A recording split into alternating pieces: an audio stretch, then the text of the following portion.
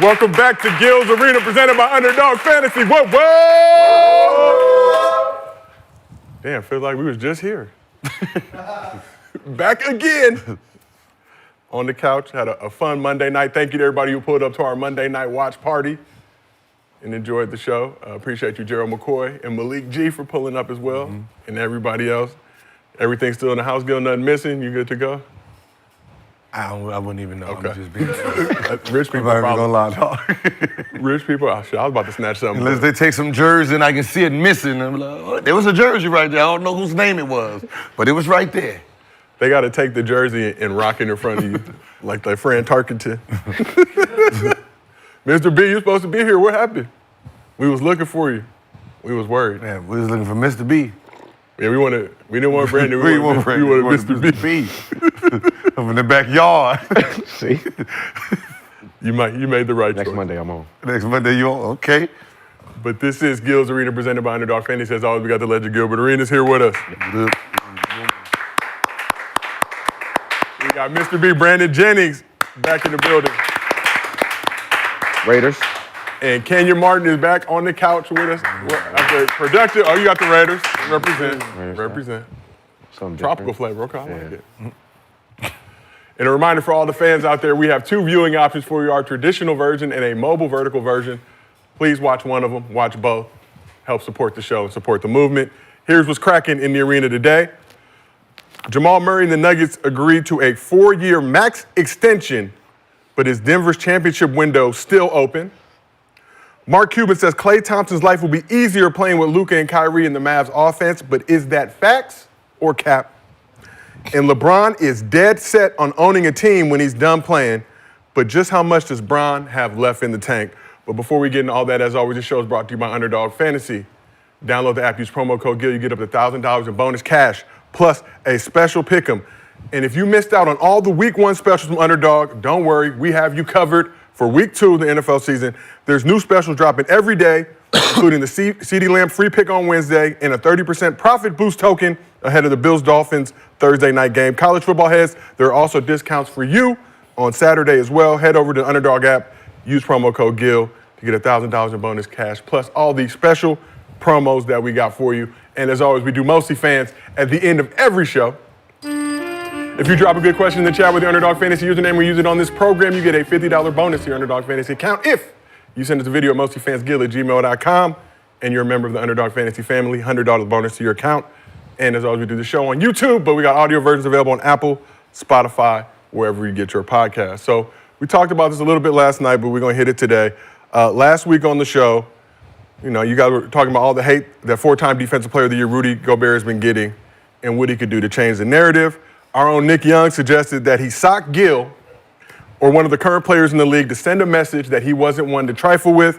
Well, it appears that Gobert may be making the necessary precautions and preparations for that. So we got some video of him getting some MMA work in. It's a start. Stick and move, big fella. Stick and move.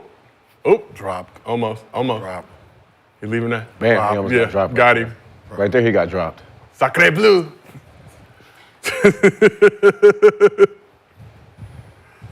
So this video surfaced recently of Gobert doing some MM training. Who was that? Was Cyril Gaines? Cyril gone. Cyril gone. So of course, SwaggyP took credit for this on Twitter, addressing Gobert directly with the following tweet. He said, "Hey, Rudy Gobert, I see you boxing. Now all you got to do next is roll up to Gil's Arena, drop him while he's talking sports, and you good. LOL, DM me for a dress. I'll leave the gate open. Or we can wait till we play the Warriors. I can help you sneak in the locker room, and we can get Draymond. LOL." Yeah, I didn't know Nick had beef with Draymond, too. He gonna escort him into the locker room. Gil, are you nervous at all about Rudy Gobert potentially pulling up on you and giving you that MMA work? Yeah.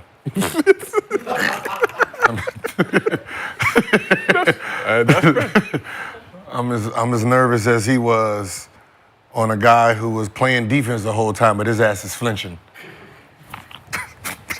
like Rudy, you just hit the mitts, dog. Just hit the mitts. Just hit the target, dog. He ain't gonna really throw no real punches for you to be flinching, moving backwards. But hey, it's a good start for cardio. That looks like a cardio workout. Get some good cardio in there. Kenyon, obviously, is our resident fight expert. No. You have any tips for Rudy Gobert? I'm just technique-wise.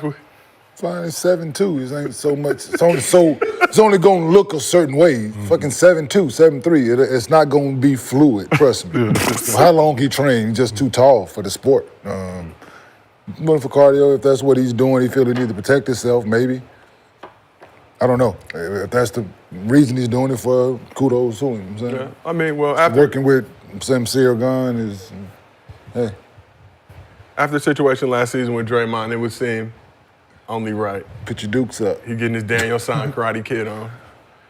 Yeah, but and Draymond put him in one of them MMA chokeholds, so Draymond just didn't know what he was doing. Because he could have put him to sleep. Like he had his hand in the right place, and he could have put him to sleep. With no tap outs. Brandon, what you think about Gobert He getting was tapped out in the game. Hey, man, hey. I mean, hey, it's a start. Gotta start somewhere in life. Why not? So obviously, Gobert got beef with Draymond. Shaq may or may not have called him the worst player of all time, the WOT.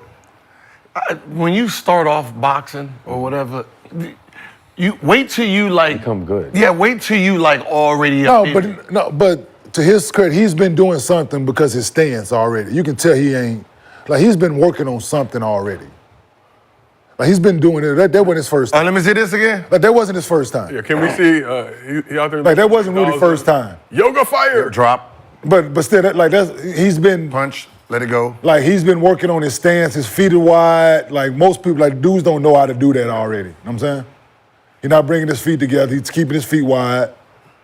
7'9" wingspan. So He got knocked right there. yeah, because Sirgun, a professional MMA fighter. He's a bit heavyweight belt. Like he's had a belt in the heavyweight division. So That's that it's MMA and boxing is two different things. Because MMA, they don't protect their face when they punch. Because they're used to trying to grab and they're used to stuff like this. So you can see when Rudy punches, it's. So Gobert's apparently like, it's been boxing. Yeah. He's been practicing boxing. This is new to him. Yeah, he would have kicked the shit out of him. So Gobert. Oh, he'll drop him with a kick in his body. No, he'll leg kick him. No, it won't even be nothing but leg kicks. Yeah. Somebody that size, they'll break him right down. First minute of the fight, they'll break him right down, all leg kicks. Yeah. Gobert's been doing MMA and jiu-jitsu for years, even before he was into basketball. So he said, I was boxing before I started basketball, and then when I really started to focus on basketball, I got away from boxing for a long time. But for the last 3 or 4 years, I got back on track, and I get better every summer. And then he also, in regards to the training, he doesn't train me just to do cardio or like the Instagram models do. It's really like he's teaching me to use my reach and how to defend against guys in different ways. They will go at me, the footwork, the skill. So yeah, it's really great to learn some different stuff. I guess my question is, where was... You can tell, though. But where was his training? Couldn't get to him. Okay. Ran up from behind him, shit. Hey. No, he learned the best part of it. Yeah. He tapped. He tapped. So that explains it. Why He was so quick to tap. he got me. Oh shit. And on a serious note, what do you think about, I mean, I know we were joking about it last week, but Nick saying that he needs to try somebody just to send a message. I mean, yeah. It's too late. It's too late. It's not too late. It is. This is just the beginning. Is it never too late? So this is what I beginning. I'm telling you. Either you him or you're not. There's no. He bought the show. There's no learning. So this is what I told Blake, right? First game. Blake, because people are hard fouling Blake, right? Yeah. Like Blake, you got to return the favor, dog. Like you got to go out and run through somebody. You too big, man. Yeah. You 6'10", 260. You got to go out and make an example out of somebody because we was playing in New Orleans. What's the kid? Jason Smith. Yeah. Flagrant 2. Kicked him out the game. He walking out the arena. They kicked him out the game. He walking out doing this shit. Yeah. He hyping up the crowd because I'm like, no, dude. You gotta go sneak. I'm gonna get him. Then I told him, no, you got to get him back, man.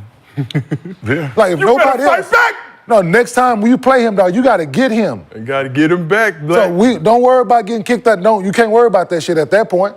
Open up the gate. You gonna have to make an example of somebody in that manner. But for Rudy, I think it's too late.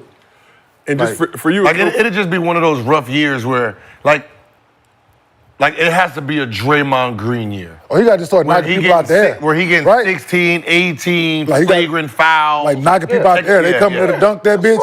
Like coming there to dunk that motherfucker. Take the Shaq approach. Technical fouls. What I'm saying is defense. Take the Shaq approach. Yeah, defensive. Fuck trying to block. Defensive player of the year. He won't get that. Yeah. Doing this. This is just this beer and beer type bullshit. This is right? what I'm fucking you up. Go to the basket if you want. Y'all gonna stop this shit. And it's gonna be one of those. I knew certain shit, you drive to the basket and my intentions was to do it, nigga. As soon as you, whatever happened, nigga, I'm here. Yep. Hey. Yep. Pop. I did it, filed it right here. Ain't no need no question about who did it. Listen. They looking and saying what number. Right here. That's my favorite thing. Do it, step over you, do all. Like, you gotta start becoming disrespectful out this motherfucker for people to take him serious. When it's a blatant obvious foul on somebody and they put their hand up as if the ref have trouble figuring out Absolutely not. who was on. Yeah. Listen, if he start acting like that, Minnesota's going to the championship. That is the difference. You know what? Because that'll give him one, it'd deter a lot of people from driving. Because, be honest, a lot of people don't want to get hit. No. A lot of, especially guards don't want to get hit. Sure. So you're talking about most of the high-level players in the NBA are guards. You can keep them at bay. You start laying wood on people. Yeah, like Ja coming that motherfucker with that lean shit like this, just jump right fucking to him. Ja would have never tried that on someone like Shaquille. Yeah. Like knock him. Nah, because Shaq is gonna hit one time. All they're gonna take is one time. You try to lean, and he hit you with that body, and you fall on your wrist, elbow, back of your head. Trust me. Yeah, that'll be your first and last. He's gonna be floating. Floating that thing, hey, big fella. And that might be, he might not want to float that. He just shoot a He's jump. still gonna jump into you. Yeah, he like, can still jump into you. See, me, like if you float me, you jump, I'm still gonna jump into you. Yeah. Right? If your momentum going this way and you float it, I'm gonna jump right into you. And Shaq used to do it when you try to dunk on him. Them first two fouls, like Shaq's first two fouls is gonna hurt. Yeah. So he's It might gonna be let you know. spread out. It might be one in the first, one in the second, but Yeah, if it's one in the first and one in the second, oh, that third one's gonna hurt in the third. Yeah, because now he got 4 fouls going into the. Oh my God. Yeah, because he gonna use them. That's what Rudy's gonna do. Because he don't want nobody. He don't want nobody to test him. Yeah. So we talk a lot. 'Cause he ain't never. I don't know if people understand what you're saying. Shaq ain't never seen someone coming and been dunked on. Yeah, no. Like not. He probably like then snuck one in, like some sneak stuff Or or caught it tip off the rim dunk, real quick, yeah. something like that. But he ain't been that Vince Carter on Zoe. Yeah, Put that thing here and just one-on-one, or Bron coming down the middle like this, like nah, dog. Nah, because there's no blocking at that point. No, because he's just gonna turn his body in the air. You gonna jump. He gonna jump a little, whatever high he needs to jump off the ground. And he's just gonna turn and you gonna eat all that. That's what Rudy gotta start doing, man. You gotta make crazy. it. That's crazy. He's when you come, he never jumped like this. No. It's always He makes them like he. Yes. You have to jump over all of it instead of like straight up here. He turning. Boom. Yeah. All that hip. You hitting. And and you ain't like he's skinny. He's strong as ever. Like he was all of 395, 400 at one point. Going to try to dunk on that man, dog. So Rudy, 4-time Defensive Player of the Year, but you guys as guards, just when you see a big like that, like a Shaq, it seems like nowadays guys don't really fear Rudy. He may be obviously a great defensive player, but going at him, attacking him at the rim, they're not really worried about him. People done figured him out. Yeah, but when you see a big like that, how much does that deter you from wanting to even go to the cup? Him, JaVale, because you know they're trying to block your shot, right? They're trying to not get in foul trouble, so they're trying to literally block your shot. So if you're a creative guard, you do not fear these dudes. Like Ant-Man with his jumping ability, Ja Morant, he's not afraid of this guy because this guy is literally trying to block his shot. Now, if the guy was trying to like foul him or put him out the air, then you're gonna second guess yourself. Okay. Yeah. Then you'd be more creative. Yeah, you'll be more creative in how you jump. You're reluctant to leave your feet. Even people who take charges. Okay, I don't think it's Like Rudy, like this, he blocks shots, but he a pump fake dummy. Yeah. Cause he want to block, like, dude, he gonna jump, dog. He gonna jump every time because he's so eager to block the shot. JaVale, all them dudes, they ain't learned. Like, even though he do what he do, he ain't learned to stay down. He just got long ass arms, so his timing after he come down, he might, but I can't name one big right now in the NBA that's like that you fear like going to the rim against. Well, like I don't think it's one. Steven Adams will put you on your back pocket. Yeah, but he wasn't playing last year. But he'll put you on your wallet though. yeah, but it's a very small list of guys. Yeah, he'll put you on your wallet. It's big. One. I think you can try all of them. Because they. He'll put you on your wall. That's why they get tried so much too. Yeah. Yeah, because ain't nobody out there. Well, he's not that athletic and do much, but Nurkic, I done seen him. Lacing people out. Yeah, he'll put you on your wallet. People Not, and his probably ain't even intentional. and that's why I say, man, there's no veteran to teach these guys. Like, all you need is one big who understood, make your first foul the most important one, right? Remember I said when you go and somebody go in the layup, the first thing you do is goaltend. Okay, shit, he's there. Yeah. That's all it does. Okay, he's there. He's gonna be around. So when you going for the layup, I'm looking for you, right? Same thing with Shaq. Shaq's very first foul was so hard that you be like, ooh, I don't want to feel that, right? So now whoever's guarding me, you have a better chance stopping me because I'm not gonna do anything to get past you. I want to shoot jumpers now until he's out of the game. So now 90% of Shaq's defense is because people are taking jump shots now because they don't want to be hit by him. Same thing with Bill and Beer and the Bad Boys. Their physical play was a deterrent, right? They couldn't move like that, right? But if they hit you so hard that you want to shoot jumpers, great.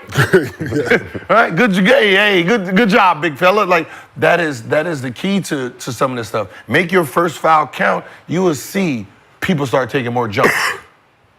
Yeah, but like B said, but there's nobody in the league, man. So Nobody like that. Chat saying beef stew, but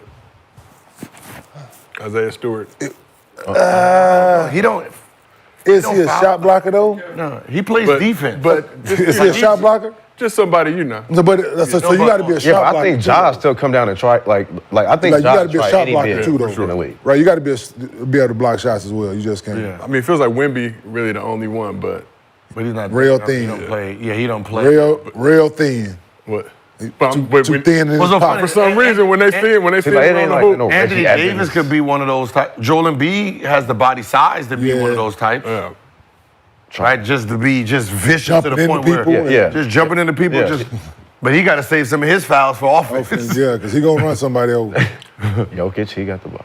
All right, let's keep this thing moving. We're going to talk a little football. Kenyon, I know you said we talk too much Lakers, so we're going to talk your former favorite team, Cowboys, to help balance it out just a tad. So former NFL quarterback Drew Bledsoe was a 4-time Pro Bowler during his career, but also lost his starting job to both Tom Brady when he was with the Patriots and Tony Romo when he was with the Cowboys. So Brady got the job in 2001 due to injury, never looked back, leading the Patriots to 6 Super Bowls. Romo replaced Bledsoe midway through the 2006 season, led the Cowboys to 4 playoff appearances, but it never advanced past the divisional round. So Bledsoe made an appearance on ESPN's Sunday NFL Countdown, discussed the differences between how Brady and Romo handled becoming a full-time starter. In Dallas, Parcells made the decision to yank me at halftime of a game and throw Romo in there. Really didn't agree with that one. If you're watching this, Romo, you know this is true. The minute that he became the starter, he became pretty big in his own mind. And he was no longer the curious and inquisitive guy. Well, that was the difference between him and Tommy. Tommy became the starter. He still was asking all the questions where all of a sudden Romo was the guy that had all the answers. So let's shift it just to basketball because we are a basketball/football show. But did you see guys who changed up once they got paid or moved to a starting role, kind of like Bledsoe was saying Romo did? In the NBA? Yeah, we see it all the time. All the time, not listening, not. I've seen guys get paid, they certain, like that part of it, Yeah. but not, because they,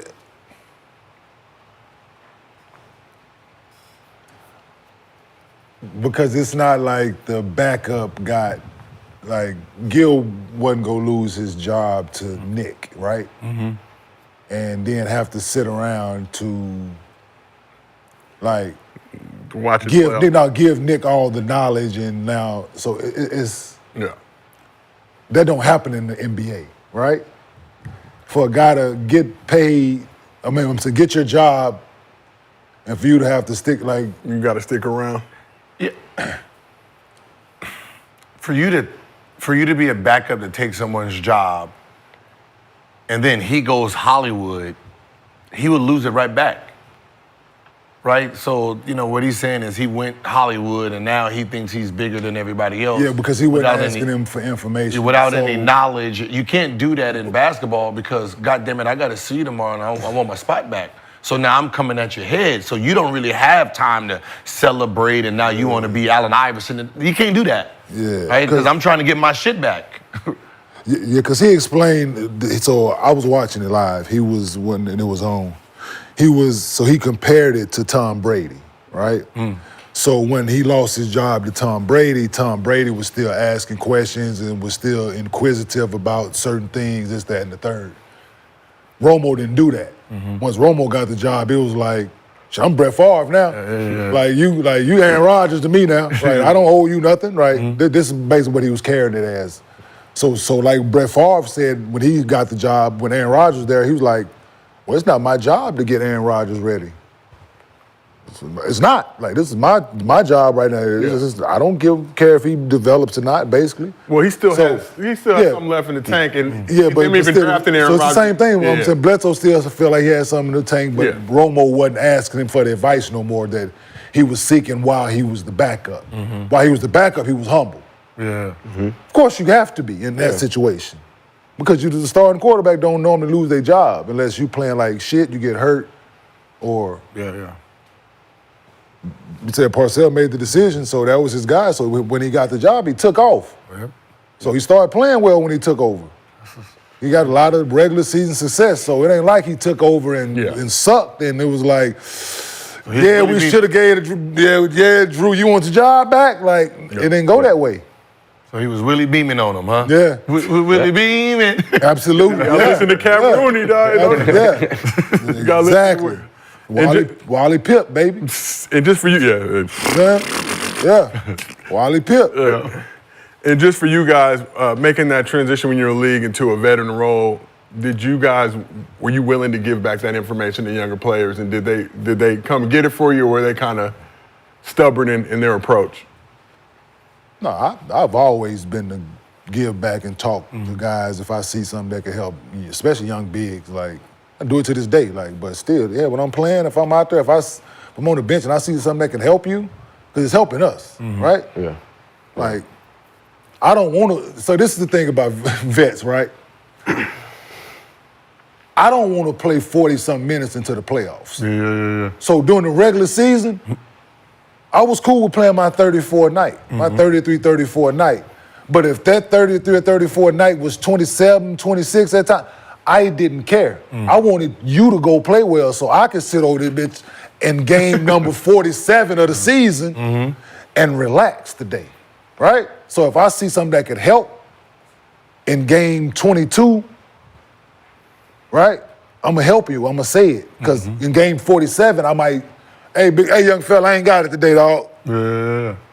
Right? So you paying it forward for, it might not ever come to that situation, but you paying it forward just for his knowledge of the game. Like you helping him out. It ain't nothing for me to tell you, hey, young fella, on this play, you need to be here instead of there. Hey, on this point, so why don't you put your hand here in the post instead of, if the guy spins on you, I ask you a question, right? So why you think you got spun off? You be like, I'm like, no, see why he spun? Because you had this on the baseline side, so he felt that, and he's a great offensive player, so he used that at your advantage. So why don't you have this on the baseline side, and you can still have two hands? So I'm gonna tell you that, right? It ain't nothing for me to help you out in that manner. Or on the pick and roll, like instead of setting this angle, why don't you turn this way? Your roll will be quicker so you can get this. It ain't nothing for me to tell you that, right? But their sport is different because I know what I bring to the table. So I can give it to you. I can give it to you because I'm not threatened by you taking my job. Exactly. At no point. I don't what in that sport? No, I'm saying in our sport. No, in our sport, right? And me, I'm speaking on me, right? I was never threatened by any big that I played with in the league. If I got to the team late or not, it didn't matter. I was never threatened by any other big that I played with. Because I know what I bring to the table is greater than anything that you can do, no matter how many. So, and their sport ain't the same. You fucking, tomorrow it can be over. Like, you can come in and throw for 300 today and they can have a meeting and be like, we want to switch directions. And that's just decision. which is crazy. And then for you guys, when you were young, how much were you leaning on vets to help teach you the game? Or did there come a point during your career where you started to really No, I mean, all the way in, I mean, you know, even when I was making All-Star games, All-NBA, I'm leaning, to Chucky Atkins, right? Trying to understand what he sees, what I need to do better, because once you're locked in, you're locked in. So really, besides the coach, because coach is locked into his coach, all I have is players on the bench. Hey, am I missing somebody? Is somebody open? Chucky be like this. Nah, you just keep shooting, fuck you. Right, yeah? Right, Chucky said that shit. He be like, hey, man. Hey, people need to eat out here, too, so he'll tell you. Like, you ain't got it tonight, boss hog. Pass the ball. Yeah. All right. You know what I mean? Because when you playing 3 for 15, 3 for 17, it can get real ugly out there sometimes. So you don't know it. You still trying to force it, and you need somebody to be like, hey, it ain't your night. Yeah. Pass the rock. Bye. How about yourself, Brandon? I think for me coming in, I definitely depended on my vets because, I came in starting. So I needed the Luke Renards, the Kurt Thomases, the Jerry Stackhouses, those guys, and Scott Skiles to talk to me. So, and we made the playoffs the rookie year. So I was thrown into the fire early. Yeah. So a lot of things like Michael Redd, anything, like I was always trying to take knowledge. So you said you come... But to piggyback on what you just said, right, and what Drew Bledsoe did in the Tom Brady situation that Tony Romo and him didn't, what you just said, you will go to Chucky Atkins because he has the best view because he played the same position as you, so he's seeing shit in real time. It ain't just pass the ball or not pass the ball. He's telling you, hey, you missed such and such on that pick and roll right there. I think, hey, Gil, run that again. Yep. Hey, Twan open. Yep. Right? No, fact. You come off, you oh shit. Now Twan got his little what? So it's that as well. What Tom Brady was doing what Drew Bledsoe was doing for Tom Brady in that matter. He was still coming and asking questions, and Romo was like, "No, I got it." So it was like he got the ball at the top of the key, and Chucky over there like, "Gil, you like, nah, nigga, I got this. Sit down." Right? So it's that situation. So it could go either way. Yeah. It depends on the level of success, and it just depends on the person, right? Yeah, my locker was right next to the backup guard or my shooting guard. Right, that's how I said. So Chucky Atkins sat next to me or Antonio Daniels. Right, so like at halftime, like, yo, what's going on? Would you see what Yeah. And then Brandon, for yourself, you said you came in starter. Did you know right away you were starting? Was there any competition in training camp or anything to get that position? And were the other guards on the team receptive? No, I definitely wasn't starting at first. I had to prove myself, training camp, going against Luke Renard, solid vet, great vet in the league. And then it didn't come until like preseason, so like my third or second game in preseason. Then he told me I was starting, and then it was just like go time. But I had a lot of vets, I had a lot of good vets though too. Speaking on that, how much did Michael Redd help you being another lefty on how to get your shit off in the league? Well, we only played a couple games, so we didn't really get to play a lot. But just the knowledge, though. Oh, yeah. Just the knowledge on how to get your shot off. Oh, yeah. Being another lefty. Yeah, just to get my shot off, just learning angles. We used to do the floppy a lot. So when he used to come off, always be ready. Just certain angles and things like that was good. Okay. Who else? Kurt Thomas was really good with me. Just learning how to come off the pick and roll and be patient. Yeah. He was like, he always used to be like, man, young fella, just wait. Like, I'm gonna get him, just wait. I used to be so anxious, you coming in. So just teaching patience and, just learning how to just play with a big, like coming off the ball. I told you the same thing. Listen, I'm gonna get you open. Yeah, blow your little ass down. Yeah, you get ready to go, nigga. I stop. Hey, man. Yeah. Because you're not finna get, the one thing you're not finna do, nigga, is get me a moving screen. Because I'm gonna be pissed at you. And Kurt would have been hot at you because I need them on the other end, right? I need them on the other end because I gotta go guard somebody. You can't get me no moving screen. Listen, easy, young face. Yeah. I was excited. Easy. Hey, I got you. Just let me hit it. Let me get him. You gonna get your shot. I used to tell them, hey, one of us gonna get a shot. Yeah. Either you gonna get a wide open jumper, or I'm just gonna be let me get you. Yep. Him and Bogut too. Bogut was good too for me. That's what's up. And the chat is trying to make comparisons with this Romo situation and Jordan Poole. Feel like it's different though. I think Poole was the I knew that was gonna come up. Yeah, but when Jordan Poole got paid. right? But got paid with the Warriors, it seemed like obviously Steph, Klay, Draymond, that crew obviously pre-punch could keep them under. But you got strong veteran leadership, and now you go to Washington and you kind of running the show. Yeah, it's a different It don't experience. work. Yeah, you go you feel like Yeah, but the he man. didn't take anybody's spot in Golden State. No, but I think they were just saying, like, just when you do get the spot, like when you do get paid. I think one of the questions was when you do get paid, how do people change? Like, Change up once they get paid. I don't think He got paid and did he get the big head in Golden Did he get State? the That's big what head? got him punched. Yeah. Yeah. Well, that was. It's part. Listen, dog. no, go ahead. No, go let's ahead. call a spade, dog. No, go ahead, you're right. I ain't saying it was the sole reason. Yeah. I wasn't there. I just know, man. Listen, dog. Like I said, you've seen situations where dude get paid.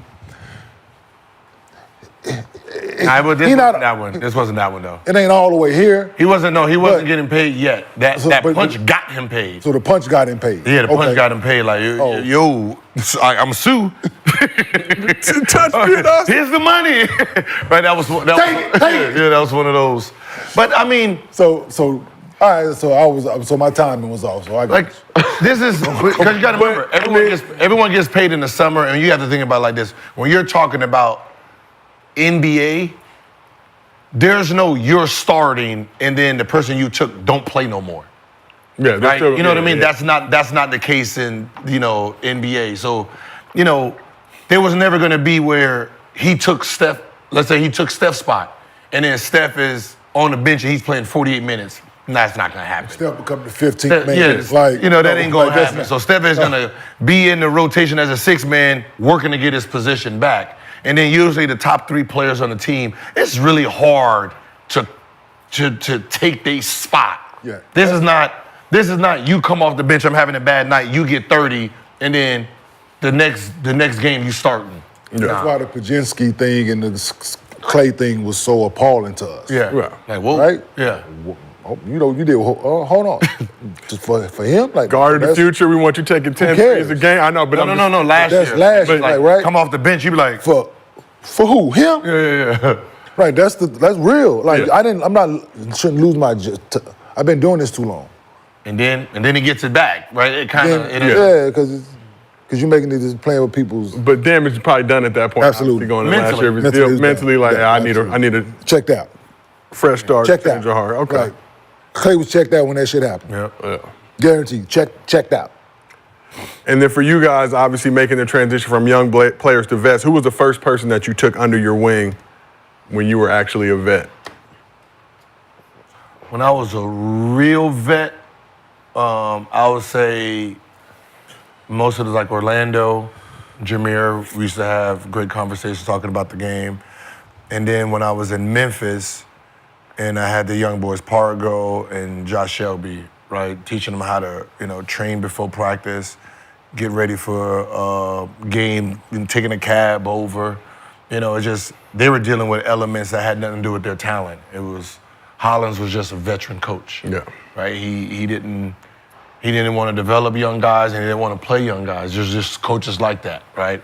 So, they was never gonna get the benefit of the doubt. So, that's why their careers, it had nothing to do with their talent. You can see these two talented fucking players, they got drafted to a wrong team, right? Those two needed to be drafted to a young developing team so they had the benefit of learning and making mistakes, right? Because those were the type of players they were. They were high level type of guards, both of them. But they didn't get that. They didn't get that leeway. You go in there and he got the. You know what I mean? Think about Pargo. You know how he play. This nigga can't guard me. Young team, go to work.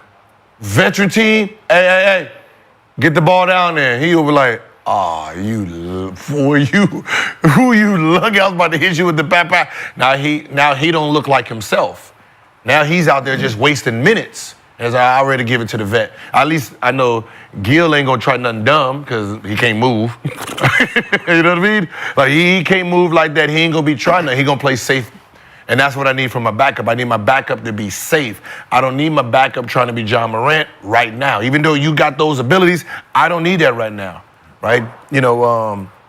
Mike Conley gonna be on the bench 2, 5, 7 minutes. I don't need you sitting there thinking you need to try to show me that you're great in 7 minutes. Manage the clock. And that's why they brought me in. And I'm like, man, just keep working, do your thing. And that's why their careers was cut short because it was just the veteran coaching. All right, well, let's keep this thing moving. Back to actual basketball. Jamal Murray and the Nuggets agreed on a 4-year, $208 million extension that will keep him with the team through 2029. Big news this week. So Murray averaged 21.7 assists, 4 rebounds in 59 regular season games this past season, and 21.6 assists, 4 rebounds in 12 playoff games while dealing with the calf strain he suffered in Game 5 of the Nuggets' opening round win against the Lakers. So, good move for the Nuggets to lock Jamal Murray up. Yeah. Easy. Hell yeah. I mean, there's nothing. Best player on the team? Shit. Yeah, one of your best closers. Your best closer. Not one of them. Your best closer. Your best closer. So Yeah. when he's healthy, I mean, yeah, great move.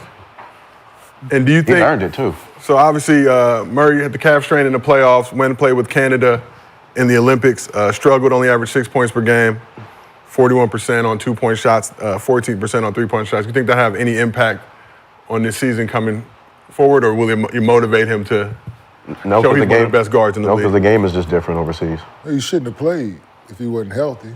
That too. I don't even think it was just a style. It was just a style, That's what I'm right? saying, You know, style of your play. style. You've been perfecting your pick and roll, mannerisms. Your game is nuggets. Right? Your game is not this, right? So, it was a great pay, because he is that guy that when you think about his career, you're gonna be like, dang, he ain't made no All-Star games? Dang, he was no All-NBA player? That's crazy, right? A guy that has so much and he does so much for the team and he don't get the accolades and the awards. So this is cheap for what they get, right? You have guaranteed closer, right? A dude who is Dame Leonard at the end of the game. He is that guy you want the ball. He is Kevin Durant at the end. He hits big shots.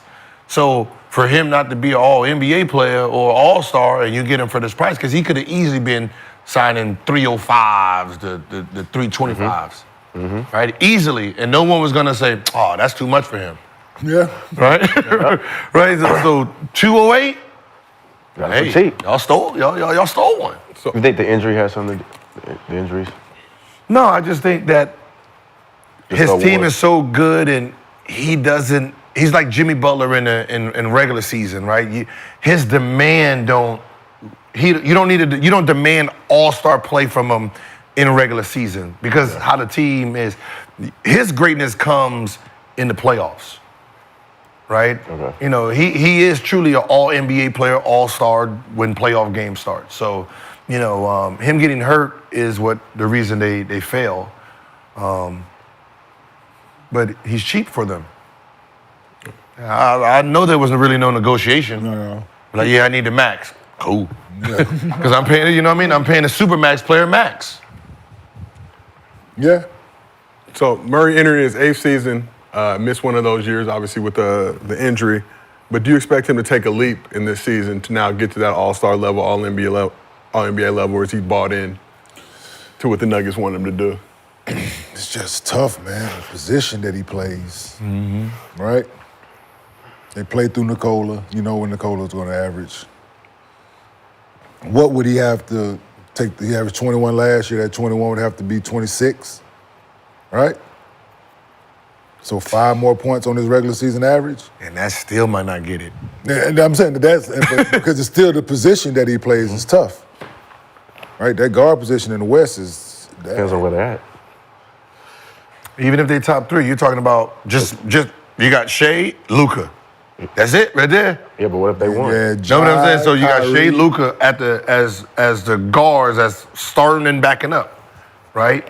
At the one and the one, and then from there you got one more guard maybe. Then you got Jai. You got So now you got Ja, Steph, Fox. yeah. Shit, they fuck around. Booker be at the one. Booker, Bill. It's just too much. Yeah, but what if they won out the West? But then he has to he's gonna have to get voted in.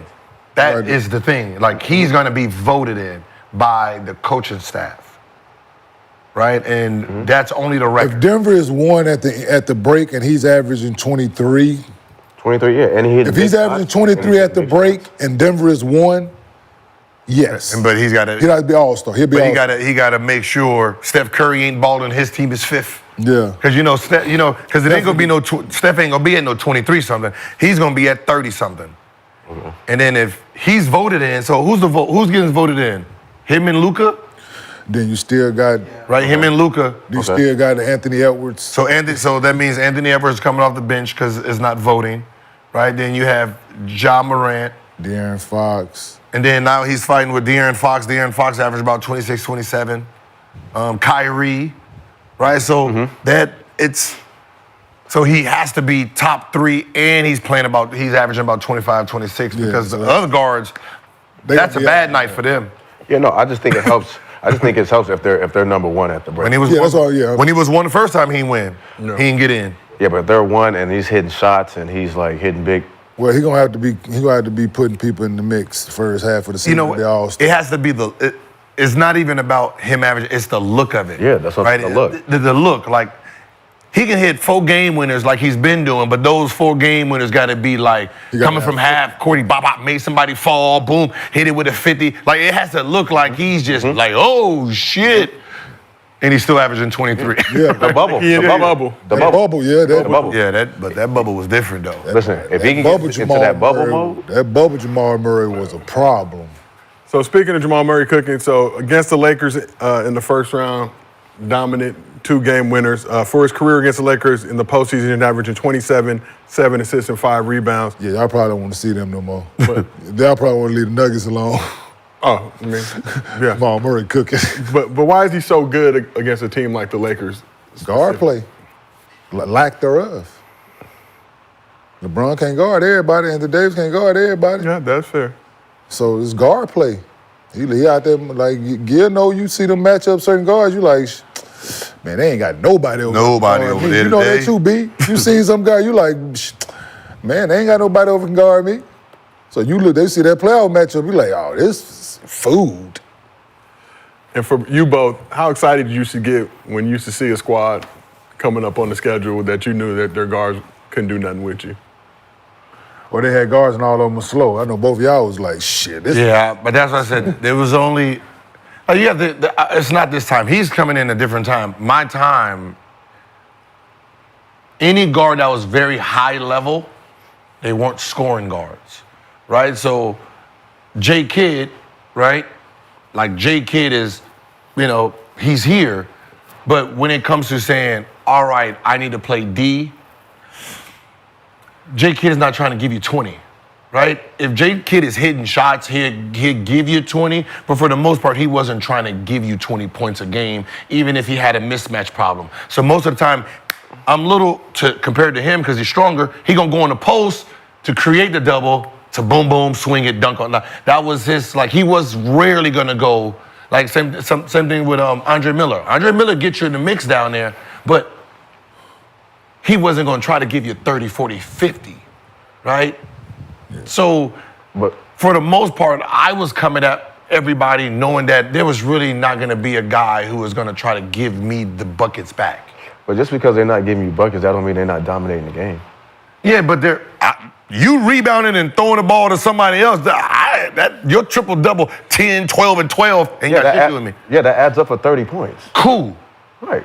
So when I'm not guarding your passes to, you sitting there throwing it and zipping it by, and I'm playing defense, got you under control. That's still on you, though. No, it's not. It's on the guy that got backdoor. So how was he able to create that? See, J. Kidd a bad example because... think about it. Because he going to dominate that motherfucking game. So that's what I'm saying. Because he going to rebound that motherfucking pusher because he going to create the tempo. It's just like Jokic. The guy who's guarding Jokic don't see the assist part of it. I don't see that 20 points in assist. So if I'm guarding you and you going to pick a roll, I fought over and got over it, right? And then Kenyon's posting up and you hedge and he spent on it through the lob. That ain't on me. That's on the big who is guarding him. Whoever, you know what I mean? So I can't see these points. You can have 0 points and got 20 assists. And to me, I stopped the fuck out you. You didn't score. Yeah. No, you didn't. Yeah, I did. 20, no, you didn't. 20 assists is fucking. That's 40 fucking points. That's But a lot think about of. it. That's dominating the game. But if you're 0-5 against, I can only contain what I'm. But let me ask you this: how many times you was playing during the game and somebody threw it past you like, "Oh, that was an assist"? Yeah. Why you guarding him? Never. You ain't never thought that. Because But when you go and you contest that shot, he missed. You remember? Oh, he just missed 3 in a row. Yeah, okay. I mean, yeah. So you don't count, but you're not counting the assist. I don't know. After the game, you might look at the stat sheet and be like, with the oh, 20 damn, he was 0 points, 20 assists with the win? But that's looking at the stat sheet, right? That's looking at the stat sheet after the game. Okay. But during the game, you thinking you locking him down because he missing. He going and you pop, he go, you contest, he miss, he do that 7 times. You look at like, shit, I just stopped him 7 times in a row. But the other 13 possessions out of the 20, he got an assist. You're not thinking about that. Yeah, were you thinking like, damn, like somebody came up, like I 12, 15, and 12, 15, and 10 is crazy. But you're not looking at after the game. I don't know you didn't know you was gonna get an assist, right? Like I'm guarding you, you're trying to break me down one-on-one, No, I get it. and then someone came off a curl, you passed it, that dude hit a jumper. I don't see that. Yeah, because you went, I sat on this, you went to your boom, in and out, Right, cross. I sat on that, boom, boom, boom, and you had to drop it off because I didn't set on everything. Yeah. You get an assist, right? I locked you down. But you got an assist because I played good defense, yeah, but you found open man, true, but in my mind, damn near locked you down. Yeah. Okay. Right, so that's what I'm saying. Unless you get the rebound and you pushing that motherfucker and you creating the tempo of the game, like Jay Kidd would do. The kid getting that motherfucker pushing that bit down. So now he's creating the pace of the game. So he's definitely dominating and demanding without shooting that bitch. Right? He might shoot it 2 out of 12 possessions, but he's still dominating the game. So I see what you're saying. Right, Absolutely. like guys like him, Rondo. I don't think guys are killing these guys when they're because you still average. 8 and 17 and 12. I mean, shit, I'm out here. I'm out here. But in my position, if we're talking about our matchup single-handedly, and I gave you 35 and you gave me 8 points, to me, you got dominated. No. But if he had 8 points and 15 assists and 12 rebounds, that's not dominating. Your rebound is your effort. What I'm saying is, but now you're just collecting a bunch of stats to make it look like you played very well. In a sense. Do that. No, for him. No, for him. Don't like do that. him going to get a defense. I've been with you. No. What I'm saying is, been with you. him Don't getting do the that. defense. Him getting the defensive rebound. Him getting the defensive rebound does not. But don't say you're just collecting stats. No, what I'm saying is for him, when he's adding all of this in, it's like my matchup I said the with assist. you. What I'm saying is my matchup with you, you can't say because you got a defensive rebound, somehow you impact. So, I mean, defense, offensive rebounds? I said like offensive rebounds, now you're impacting my game. So if you had 35, right, and I had 8 points and 15 to 17 assists, yep, and I offset your 35. Yes, because them 17 assists that add up for your 35. No. Right? As guard, That's what he said. No, as guard play, when you add it up, you offset. I offset your 35. As a matchup, I bust your ass. But not in my mind, no. No, in your mind, no. But I bust his ass. Not to the scout. Not to the scouts and everybody looking. If you're looking at it, you're like, but it offset. well, shit, when the game starts, we already know you're doubling me.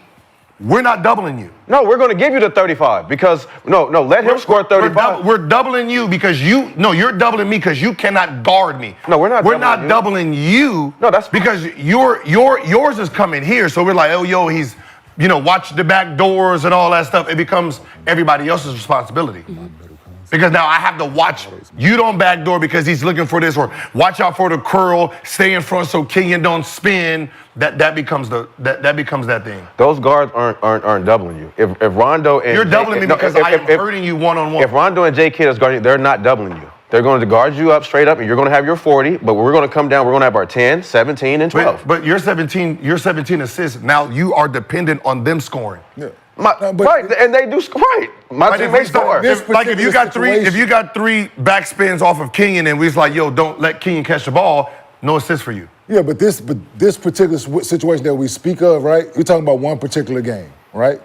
Mm-hmm. One particular matchup, one particular game that you had 35, and the other guy had, well, like I said, 8 points, 17 assists, damn the rebounds. I ain't even talking about the rebounds. It's just the assists for me. It's the points and assists cumulative to offset your 35 that you had.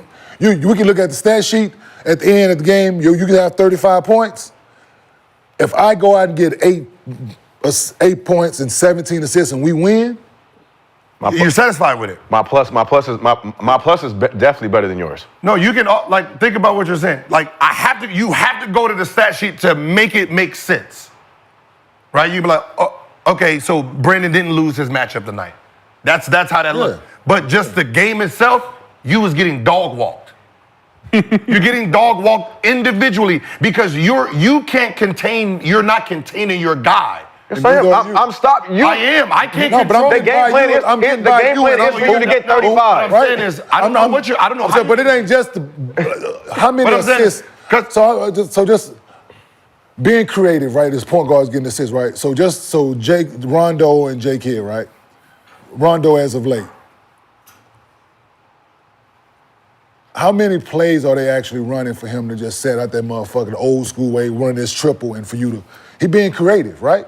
Off the bounce. So Rondo and J Kidd, yeah. So they being creative off the bounce and making plays and not just relying on sets. Right? They gonna get a few off of just sets, but for the most of it, it's them creating, right? Them getting the rebound, pushing and making plays. Oh shit, he open here, like shit like that. But if you just running sets every time down and a dude getting 15 assists, no, he got his ass busted. Yeah. Like John Stockton, a lot of nights, if he was guarding Tim Hardaway, he might have his assists, but it looked because they running fucking sets and he just like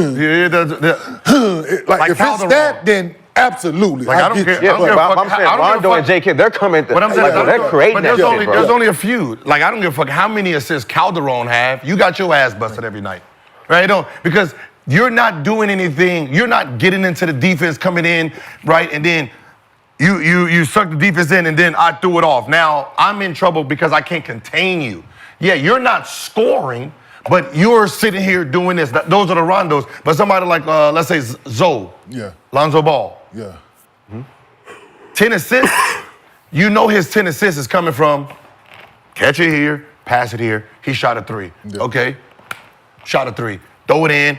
The guy spent and scored. So his assist But then you take his brother on the same hand. Now you take, LaMelo. His brother, he going to be on the break. Magic, you know what I'm saying? But what I'm saying, that 35 don't. Yeah. You might think you busted his ass. That 35 with a loss is not busting his ass. So I agree with both of y'all. It does. No, it doesn't. I'm sorry. You guys, anybody? You're 6, 7, and 12, and you win. Instagram shit is cool. No. Like your team is better, but if I have 35 on your dog, and that's what I do, you're supposed to stop me. Maybe the game plan. But if you averaging, but maybe the game plan is to let you. If have I'm averaging 25, if you're averaging 25 and you get your, that's just you giving everybody that. So that's right. So the game plan is to let you score. There's no game plan to let anybody score. Yes, it is. No, the game plan. No, shoot him out of it. Shoot him out of it. So what is the saying is? Well, we know he's going to get his. Shoot him out of it. He's going to get his. Let's limit everybody else. Like there's no game plan for Kobe. We're gonna let Kobe get 61 3/4. I'm sorry. That's not a game plan. I mean, it's just him. I mean, that's not a game plan, dog. There's no game plan right now to let Luka do what Luka's doing. That's not a game plan. So, unfortunately, now these guards is giving you the points and the assists and the rebound. Yeah, now. But we're talking about back then. Back then, like Bibby shooting jumpers and then somebody's coming off a pin down and he's making a quick pass to that. I'm sorry, that's not. It all depends on how you get. There was only a few guards back then. Steve Nash, same way. Steve Nash was impactful because he's coming. So when he comes off that pick and roll and his 15 assists is 15 assists. So he fears Steve Francis. Yeah. Like a mother like Steve Francis, when he coming up, you're like, oh shit. He's finna try to score and embarrass you, right? He want to make you touch earth. The fact that you could dominate a game without scoring just says a lot too. Yeah. But it all depends. Like that's way more dangerous. The fact that you come down here, get your 8 and 17 and 12, and you up 20 and you got 15 plus 15. How you doing it? I mean, like Steve Nash, absolutely. But they have I hear what he's saying. They have 100. They have 100 plays. 93 is him in the pick and roll, right? So that means I'm trying to guard his pick and 93 roll 93 possessions. So if I fight over it wrong, shot. Yeah. If I fight over it good, and he throw that bounce pass, that's a dunk. He sit there and I ain't, keep him under control and he zipped it through because for him to get these type of assists, that he gonna get assists or he gonna score, right? Yeah. So that's with him because he's trying to score. People could think he wants to pass that bit first. Yeah, he's trying to score. Like he's trying to score. Like so, my job is to keep with Steve Nash. The point was keep him in front so he don't have no open passing lanes. So that means if he's getting these open passing lanes, I'm not doing my job keeping him in front. So there's no, he's sitting at the top and then there's a pin down for like a Ray Allen and he sit there and just do one of these and he gets the shot. Like, nah, Steve Nash, everybody else is sitting and Steve Nash is doing everything and like that's on me. Mm-hmm. Right? So like him, Steve Francis, you're like, Even Steve Francis' 16 points was he made it look like he had 30 that night. His 16 points is His 16 points is better than a nigga that's coming in there with 10 and 17 and 12 and throwing that shit off the glass to him. No. That looks entertaining. Yeah. And coming down. Yeah, you see that? Hey, he threw it off the glass to him. Steve Francis throwing it off the glass on you. Yeah. Boom! Like, oh shit. So it's 16 points. All 8 of those possessions was on SportsCenter. And 4 of them, he might just stop, crop. Nah, get back over here. Nah, that wasn't good enough. Get back over Y'all here. talking about that one play. No, you feel that more. No, but what I'm saying is you feel it more. Like there's some. No, that was consistently him ISOing people and doing that. Like you. That's just one that they keep play showing. with J Kidd. Come on, man. Every night, consistent, off the. Yeah. No, but what I'm saying is like looking silly. You've played in games where. You had to go to the stat sheet. You had it in your mind. Oh, I got killed today. Nigga had like 30. No, Steve Francis was. And then you be like, for sure. Oh, he only had 6. And nigga, somebody be like, yeah, those 6 was embarrassing. Da-da-da, because he made it look powerful. Yeah. Right? So it all depends on how the game is being played. And we so horrible in the locker room. Like, man, did you mean to fall that way? Yeah. Yo. Did you mean to fall that way? Hey, did you mean to touch earth like that? Yeah. Because I know, listen, I know for a fact, silly as their team was silly. Mm-hmm. I know our team had some idiots on it. There was no way Antonio Daniels could have been on our team and Chuck could have did that. Oh, no. Mr. Macarena? No, that's Mr. Macarena. All you seen is the locker room. Somebody came with Mr. the little Macarena. bull thing. Hey! Whoop, whoop. Oh, yeah, that was. Dog, he would have never lived, dog. Listen, man. No, he never lived. That man, dog, because heaven forbid I would have been on the bench when he did it. I would have lost it. On his team. Mr. Macarena. Yeah. Made that man out there dance, dog. Mm-hmm. So let's get back just to the Nuggets real quick. So Jamal Murray obviously signed that 4-year extension. Means the Nuggets have locked up their big 3 of Jokic, Murray, and Michael Porter Jr. through at least 2027. Aaron Gordon is under contract this season, has a player option next summer. So Nuggets lost KCP to the Magic in free agency, traded Reggie Jackson to the Hornets, but they did add Russell Westbrook and Dario Saric to help strengthen their bench. But there are reports that Nuggets head coach Mike Malone and the front office aren't seeing eye to eye right now. So are the Nuggets doing enough to help Jokic and the rest of the squad extend their championship window? Wait, Reggie Jackson went where? He got traded to the Hornets, then he got bought out. He's in Philly. Philly? And now he's in Philly. If I'm coach, I am concerned a little bit because as the champs 2 years ago, we didn't get better last year, right? And then we lost some pieces. We lost some key pieces that helped us. Yeah, we brought in some pieces, but I don't think he thinks these pieces were valuable enough. The name is not valuable enough. I mean, the name is valuable, but the play style, right? So when we bring in Westbrook, like who is he passing to? Where's my shooters at, right? And a team like that needs shooters, right? You're relying on. For Jokic to be Jokic, you don't need people sitting in the lane saying, all right, shoot the ball over there. So I'm concerned. I don't think they got enough this summer, especially after they lost last year. Yeah. But finished tied with the Thunder. The top spot in the West. I ended up with the tiebreaker shifting to second, but Game 7 with Philly got better. Yeah. I mean, you got teams out there that got better. So they probably said, oh, yeah, we still top 3 in the West, but are we better than some of those teams in the East at this moment in time? Because if they did play Philly in the finals, we know Embiid, we know Jokic is going to have a triple-double, but we also know Embiid probably will average about 40. Right? We know that. And Denver is not going to win that series with Embiid averaging 40. And now you have Paul George and Maxey and the whole rest of that team, because Jamal, you're going to get off, young fella will too. Right? This is not a D-Lo situation where you're going to have 20-something. D-Lo going to be 12, 15, maybe 18, maybe. You're not going to have an inconsistent guard on the other side. That guard on the other side is going to give you all a 25 to 27, right? He's going to put the pressure back on you. So now you have, I can say, an equal matchup, right? The only thing Murray has to his advantage is he's a gamer at the end. So if it gets to the last 2-3 minutes, he's going to have the advantage over Maxey, right? The experience. But for the most part, that's going to be an even matchup. Now you have Embiid and Jokic is going to be canceling each other out depending on, right? You're going to have 50 on the side. Combined, you're going to have 60 from what he's going to do. Now you got Paul George as Porter Jr., yeah. That's a good matchup. Now you got the whole the whole rest of Philly. Now you got whole Philly's second unit. That's crazy. They the same player right now. It's a good matchup.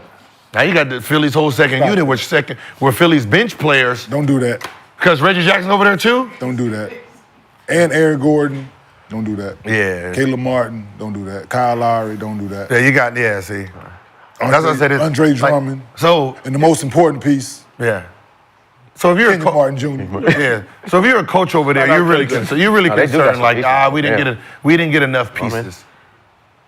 We didn't get enough pieces. Yeah, they didn't get better. Game away from the Western Russ Conference fan. Finals. I know. I I'm a understand. Russ guy, but they didn't get better. Yeah. Okay. For what they need, like you said, they need shooters. They need shooters. They need the younger athleticism, big, like. They have Brown. Christian Brown, Peyton Watson. I think They got a little bit older. I think Wayne. Christian will be a great asset coming into this year. Going to get some more playing time. Watson, right now he's been playing that defensive type of role, and he's more of an offensive See what player. they become. So yeah, we gotta. also got Strother out of Gonzaga. That may help alleviate that, but I understand the point you guys are making and the direction the thing is heading. But if you missed out on all the Week 1 specials from Underdog, don't worry. We've got you covered for Week 2. There's a new special dropping every day, including the CD Lamb free pick on Wednesday and a 30% profit boost token ahead of the Bills-Dolphins Thursday night game. College football heads are also discounts for you too on Saturday. Head over to Underdog app, use promo code GIL, get up to $1,000 in bonus cash, plus all these special promos. Shout out Underdog Fantasy, always taking care of us. Shout out Kenyon, got that big bag. Oh, Got yeah, us. that was pick 'em, baby. Yeah. Pick 8 Hey, I missed did yesterday. some great. You went all green on, not yesterday, Sunday. Sunday. I went all red. Yeah. Hey, they should give you something if you get everything. I know. I lost everything. Underdog. That's a skill. I didn't get one right. I didn't get one. Nothing. Nice skill. I mean, No, I'm saying Purdy. You no. said 235. Get him when you come on. He was at 231 early, That ain't 235.5. and he didn't get 6 more. How? What happened? And then Aaron Rodgers, obviously. Christian McCaffrey, he didn't play. He got 1 yard. I think they reimbursed me on that one. Debo fucked me. And then Bryce Hall, Yeah, I told you.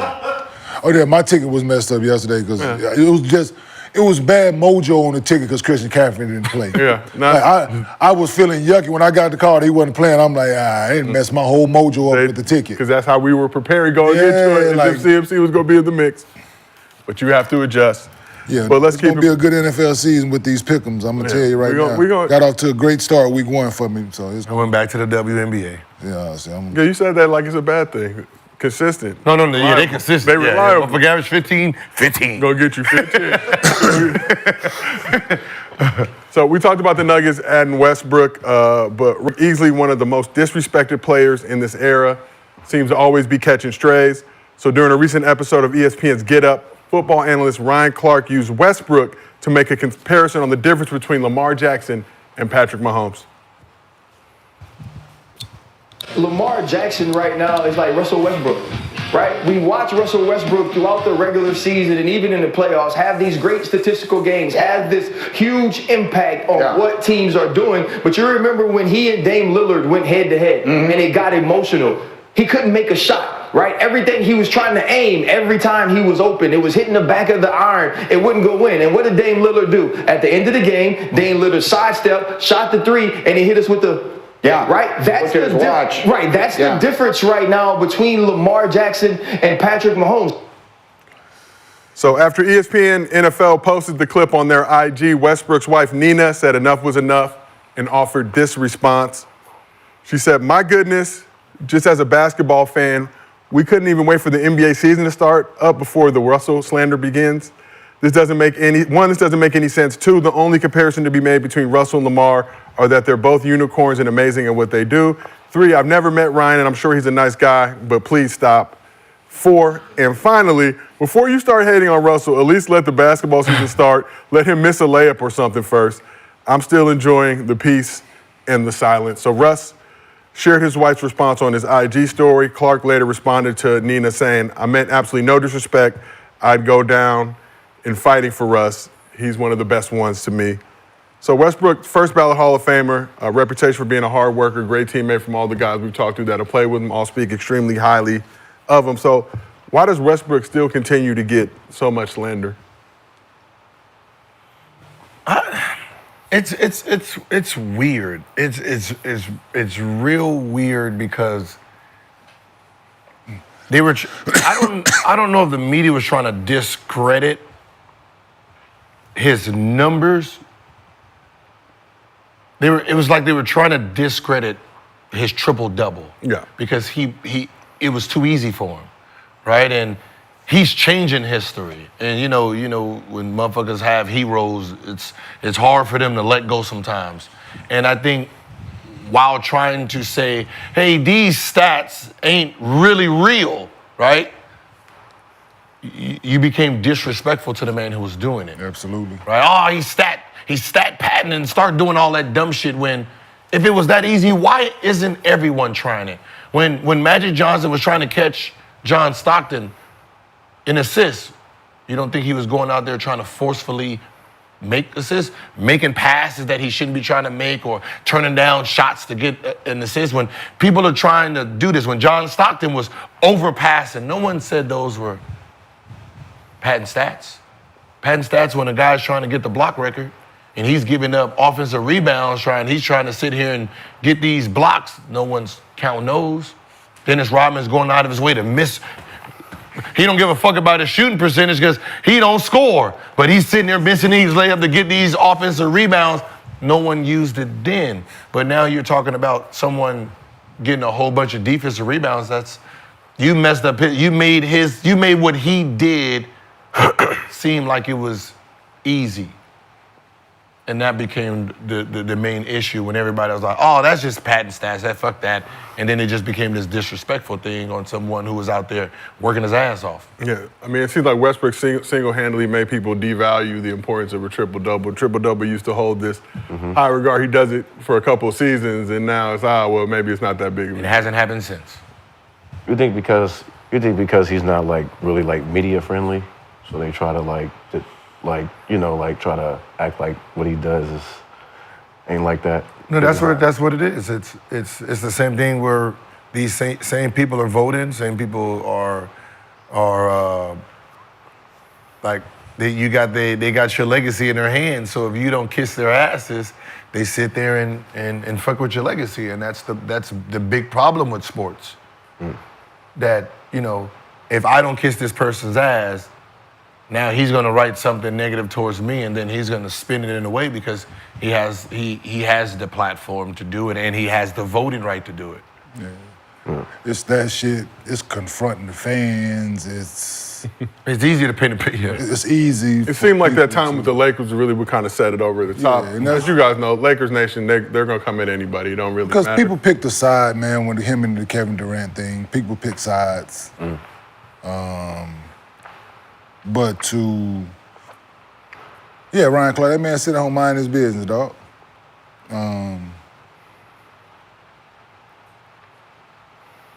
Let's talk about Ryan Clark's suit first and foremost. The color of that son bitch. Man, he looked like a pastor that's a scammer. Yo. Look like he just be asking people on the late night show. Look at that thing fluorescent screen yellow. grab of. Isn't he? He's which one of them fraternities is he's in? He's in one of them fraternities. So Let me see. it might be the alpha. I think he's an alpha. Look like a scammer. It might be an alpha. So that could explain the gold nature of that. But Russ mind his business, man. That man ain't did nothing but work hard and work his ass Yeah, off. he's a to noob. do Yep. But yeah, shout out to his wife, man, for sticking out for him. She tired of it. I get it. I'm tired of it. She funny though. She said, "Can we wait to at least make a?" Yeah. miss a No, layup?" that's what it kind of makes it funny. Yeah, he's a Kappa, I believe. He's a Kappa? Yeah. Okay. It's my Look bad. at that suit, bro. Look at this. Scammer. Where would you dig? He look like he take everybody money from church.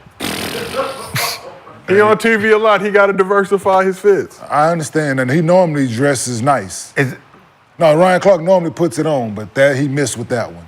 It happens. Yeah, it does. So, okay, so is this after the loss?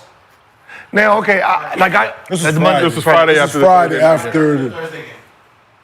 So, was this Lamar Jackson's fault for the dude toe stepping on? He's stepping on the toe that would. No, but it was a couple bad throws couple before that. bad plays. Two bad throws before that. Before that, Right before that. But he made the throw for game. The dude told you was on the line. So, but it was throws throughout the. It was. The line couldn't block nobody. It was a lot going on. Who team is better? Last year's team, the Ravens was. And Kansas City went into Baltimore in the AFC Championship game and won. And Lamar didn't play very well? He didn't play well. Because he should have ran more than he did. Like, he should have played like he did. If he would have played like he did Thursday in the AFC Championship game, they would have had a better chance. So, sometimes this what happens with very, very high level players. They overthink, right? Like, he probably does this when he plays against Patrick Mahomes, he tries to conform to what Patrick Mahomes does, right? Oh, I'm out pass him, right? I'm gonna show everybody I can pass the ball too. Now you're playing his style, you're not playing your style, right? That happens a lot when you playing against like I'm playing against Jason Kidd. I want to pretend I'm Jason Kidd now. Like, motherfucker, I can do this too. Shit, now I got 9 turnovers, 0 for 15, trying to fuck around and play his game, right? And sometimes as competitors, we fall into that trap where we try to match the other player's style, knowing that we're gonna be critiqued for it. When your dominance, the reason you are great is because of what you do. Right? He's doing what he's doing, you gotta do what you do. He's not pretending that he's you and he's gonna try to run for damn 100 yards. Right? And that happens a lot. And it seems like that's what happens with Lamar sometimes when he play against these pure quarterbacks. I don't know, he feels he has to try to conform to what they're doing to try to get the respect by. It's only one standard he's been held to, and that's Patrick Mahomes. Since they came in, they both got 2 MVPs. So he's being held to that standard, and like in that comparison. One got rings though. One's got 3 rings, the other one just so it's. If you take away, if we do what we do, take away the rings, and who is regular season? Who's the better player in the regular season? Toss up. Okay, who's the best player without the championship game? Who's the best player in the playoffs? Patrick Mahomes. Okay. Patrick Mahomes. So playoff Patrick Mahomes is better, and then it's toss up and regular season. Regular season is a toss up. Okay. Yeah, because Lamar, I'm saying they got 2 regular season MVPs apiece. And Kenyon, like you said, Lamar said that his legs felt way better in that Thursday night game than they did in the playoffs, and if he was able to run like that. He echoed your statements to your point. He wouldn't even need to throw the ball. It just looked bad in the AFC Championship game. Like it just, like people were like, and I was under the impression, okay, this is Baltimore year to get to the Super Bowl, right? This is Lamar's chance to go get him one at home because you've always had to go on the road to win a playoff game, which was tough. Now you got them boys coming to your house. People like that, you missed your opportunity. Yeah. Because them boys got better. Like Kansas City got better. Yeah. Like people they got better. So, and this dude, when it's time, when the game on line, he don't make mistakes. Like Patrick Mahomes, when it get down them last 5 minutes, 4 minutes of the game, he not making mistakes. Okay. So he didn't came back and tied the playoff a game with 13 seconds to go on the clock, some shit like that. So had a couple timeouts, threw a couple outs, was able to kick a field goal with so he's He's pristine. He like that. And He is like that. You ain't never watched the game? I said you ain't never watched him This motherfucker. I'm a Rams fan. No, I'm saying. Rams fan. No, but he's nice. Yo, in the preseason game, one of the preseason game that he played in this year, nigga threw it behind. They ran a play. This man threw a behind the back pass, dog, in the game. They ran a play. Travis Kelce, they room him. He threw a behind the back pass, man, and completed it. Trying shit. Yo, so Basketball player, huh? So he must play basketball. Yeah, he nice. He's a hooper. Yeah. He hooped too. They told him to stop. And he nice in golf too. Most quarterbacks. Yeah. Like most quarterbacks are. and nice most in quarterbacks baseball, and too. shooters. Yeah. Most quarterbacks and shooters are nice at golf. Yeah. Because it's about accuracy. It's about it's depth about- perception and depth accuracy. perception. That's all. Yeah, they got to be able to knock your hat off your head with that football without hitting you in the face with it, right? A lot of quarterbacks. good I know. pitchers. Like, I think Russell wants to win so bad. Sometimes the elements of the situation just probably get the best of him. It's when you're talking about like being a gamer, right? Being the Dame, being Fox, being Brunson. You have to learn how to slow the game down when you're moving fast, and he hasn't perfected that. So sometimes when he's trying to get it done, it looks like he's doing too much. Yeah. Right? Oh, that's a bad shot at the wrong, because he's still in fast mode, right? And he doesn't know how to slow the engine down, right? All right, let me go ahead, turn here, and that's what ends up happening with him. That's all. It's not like it's the 43-minute game, and then there's I'm in traffic. And he hasn't perfected that traffic play yet. And that's what makes him look bad at certain times, because he's doing things in the moments where it doesn't need to be done. Like, oh, you shouldn't have took that shot there. You shouldn't have tried to throw that lob there, right? Cause we be at home, I'd be like, no, Russ, don't do it, Russ. God damn it, Russ. Right, it's that with me. Like, cause we were fans of him, we want him to succeed, but to his point, he wants to win so bad. But it's timing, it's game, score, timing, situation, all of that matters. For him, winning is combining all that shit I just named. For him, it's all one ball and it's winning. It's like the rubber band ball that you see, right? All that shit combined in one. But you bounce that motherfucker, it's gonna boom, right? Yeah, and that's him. But you unravel that bitch, okay, we got this, so that's, for him, he ain't took the time to unravel this bitch, it's just all. Yeah, it's still bouncy. Just, and it's hard as, if you're a teammate or you're a coach,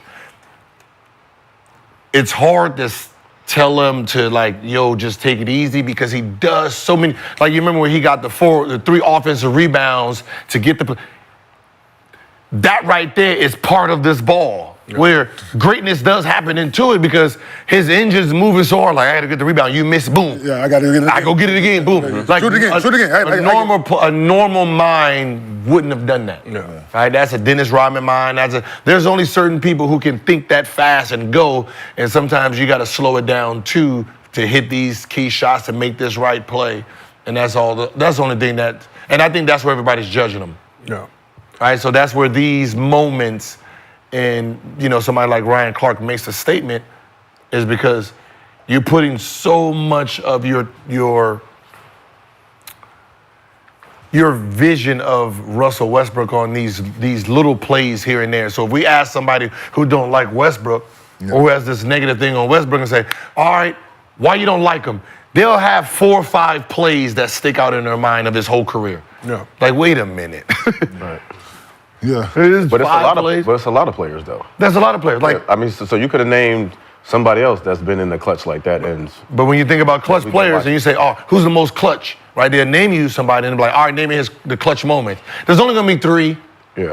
Right? Yeah. But the way the 3 were, they make it seem like that was his whole career. Yeah. And that's just how life is. We take moments in times that's very great or very disappointing, and that's the label we put on those people. Seems like the power of social media, not an apples to apples comparison. You think about JaVale McGee back in the day was always popping up on Shaq and the Fool, created this perception around him and his game. Well, no, I'm just playing. All right, yeah. I'm just playing. But similar to what you're saying, Westbrook nowadays, it started with the Lakers situation. Fans started calling him Westbrick, but it was just those clips, you know, a bad shot or a missed layup or whatever it may be. Now that, you know, people thrive off negativity on social media, so those things start hitting the net, and you gravitate more than that, and it takes away from his overall resume and what he's meant to this game. But that's the life we live. Yeah, but you said it, first ballot. There's no stamp it. And that's the crazy part for somebody that gets talked about in this way and all the slander he gets. It's a lot of hate because he does it his way.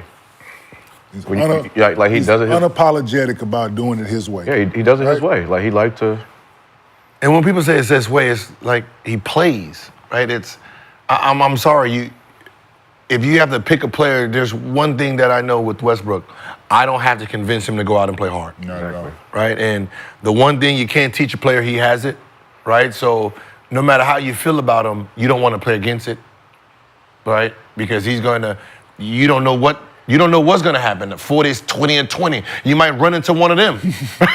You might run into that night. Yeah. I mean, it might be a 40, 20, 20. 20, 20, 20 was, he made it 20, 20, 20, which was impeccable because nobody realized. Add it together. Right, think about it. He literally went out for 20, 20, and 20 and got it. That's a whole different breed of how great a person is, where they have so much into them. So I can't, as a coach, I can't say, hey, turn it down. I got to just go out there and just do you.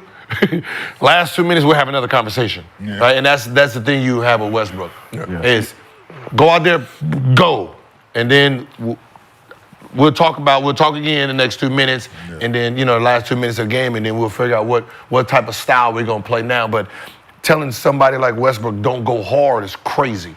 Yeah. When you got to tell the other 14, hey man, play hard. Damn. It's like the Jaylen Brown situation to me. Like just the way how they are, their mannerisms and how they do what they want to do. Like it makes people uncomfortable. Like and it's bad and it's sad because it's like I come here, I do my job, and I play hard, and I don't, you ain't never got to tell me to do this or do that, but it's just like they just do it their way. Like they don't fall in line.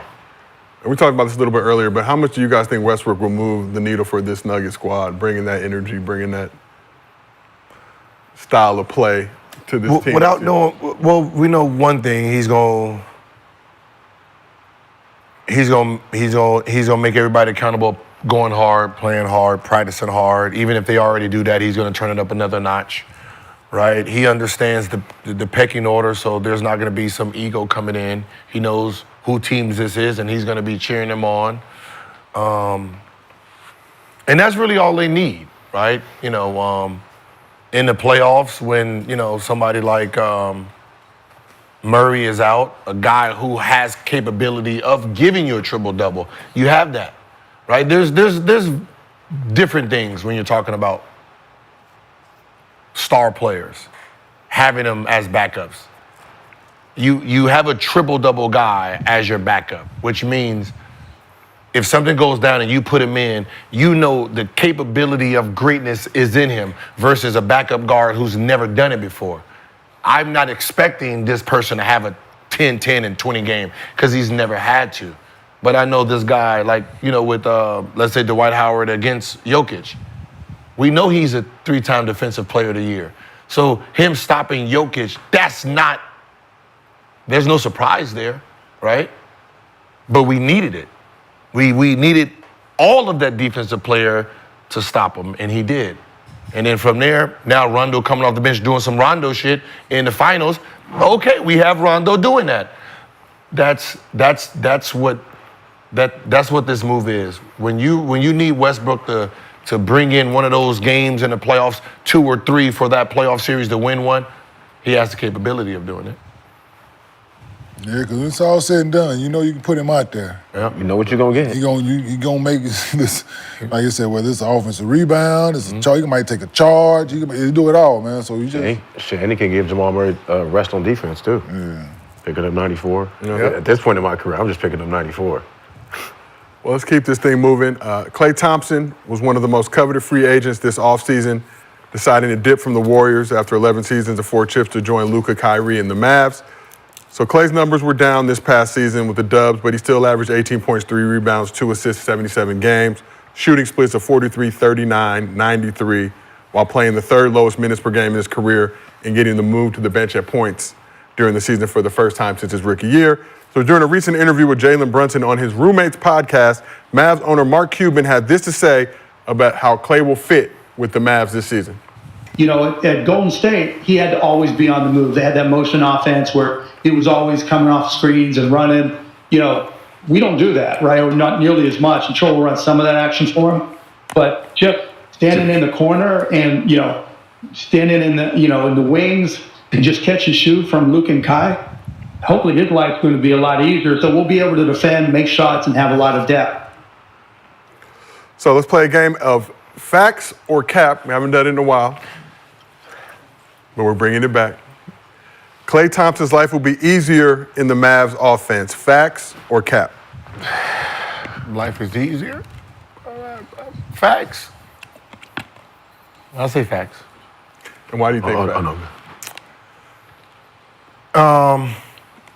I think because at Golden State, him being great was needed. You know, him, you know, being 20, 21, 22 type of guy was really needed for them to be successful. He don't have the pressure of being that guy in Dallas. So, you know, no one's expecting Klay to average 21, 22. If he does, oh shit.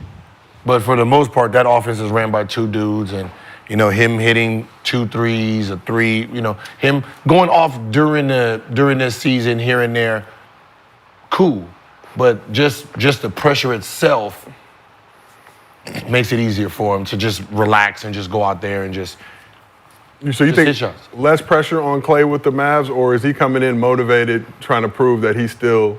The pressure, like he can come in and average 20, is going to be less pressure for him though. Because he doesn't have, like, if Klay doesn't average 20, them 2 dudes are still carrying his load. Yeah. Right? Him not averaging 20 with Golden State was a losing season. So just that alone, that he doesn't have to be the number 2 guy carrying the team, releases a lot of pressure off the jump. Okay, let's move over to you. Klay Thompson's life will be easier in the Mavs offense. Facts or cap?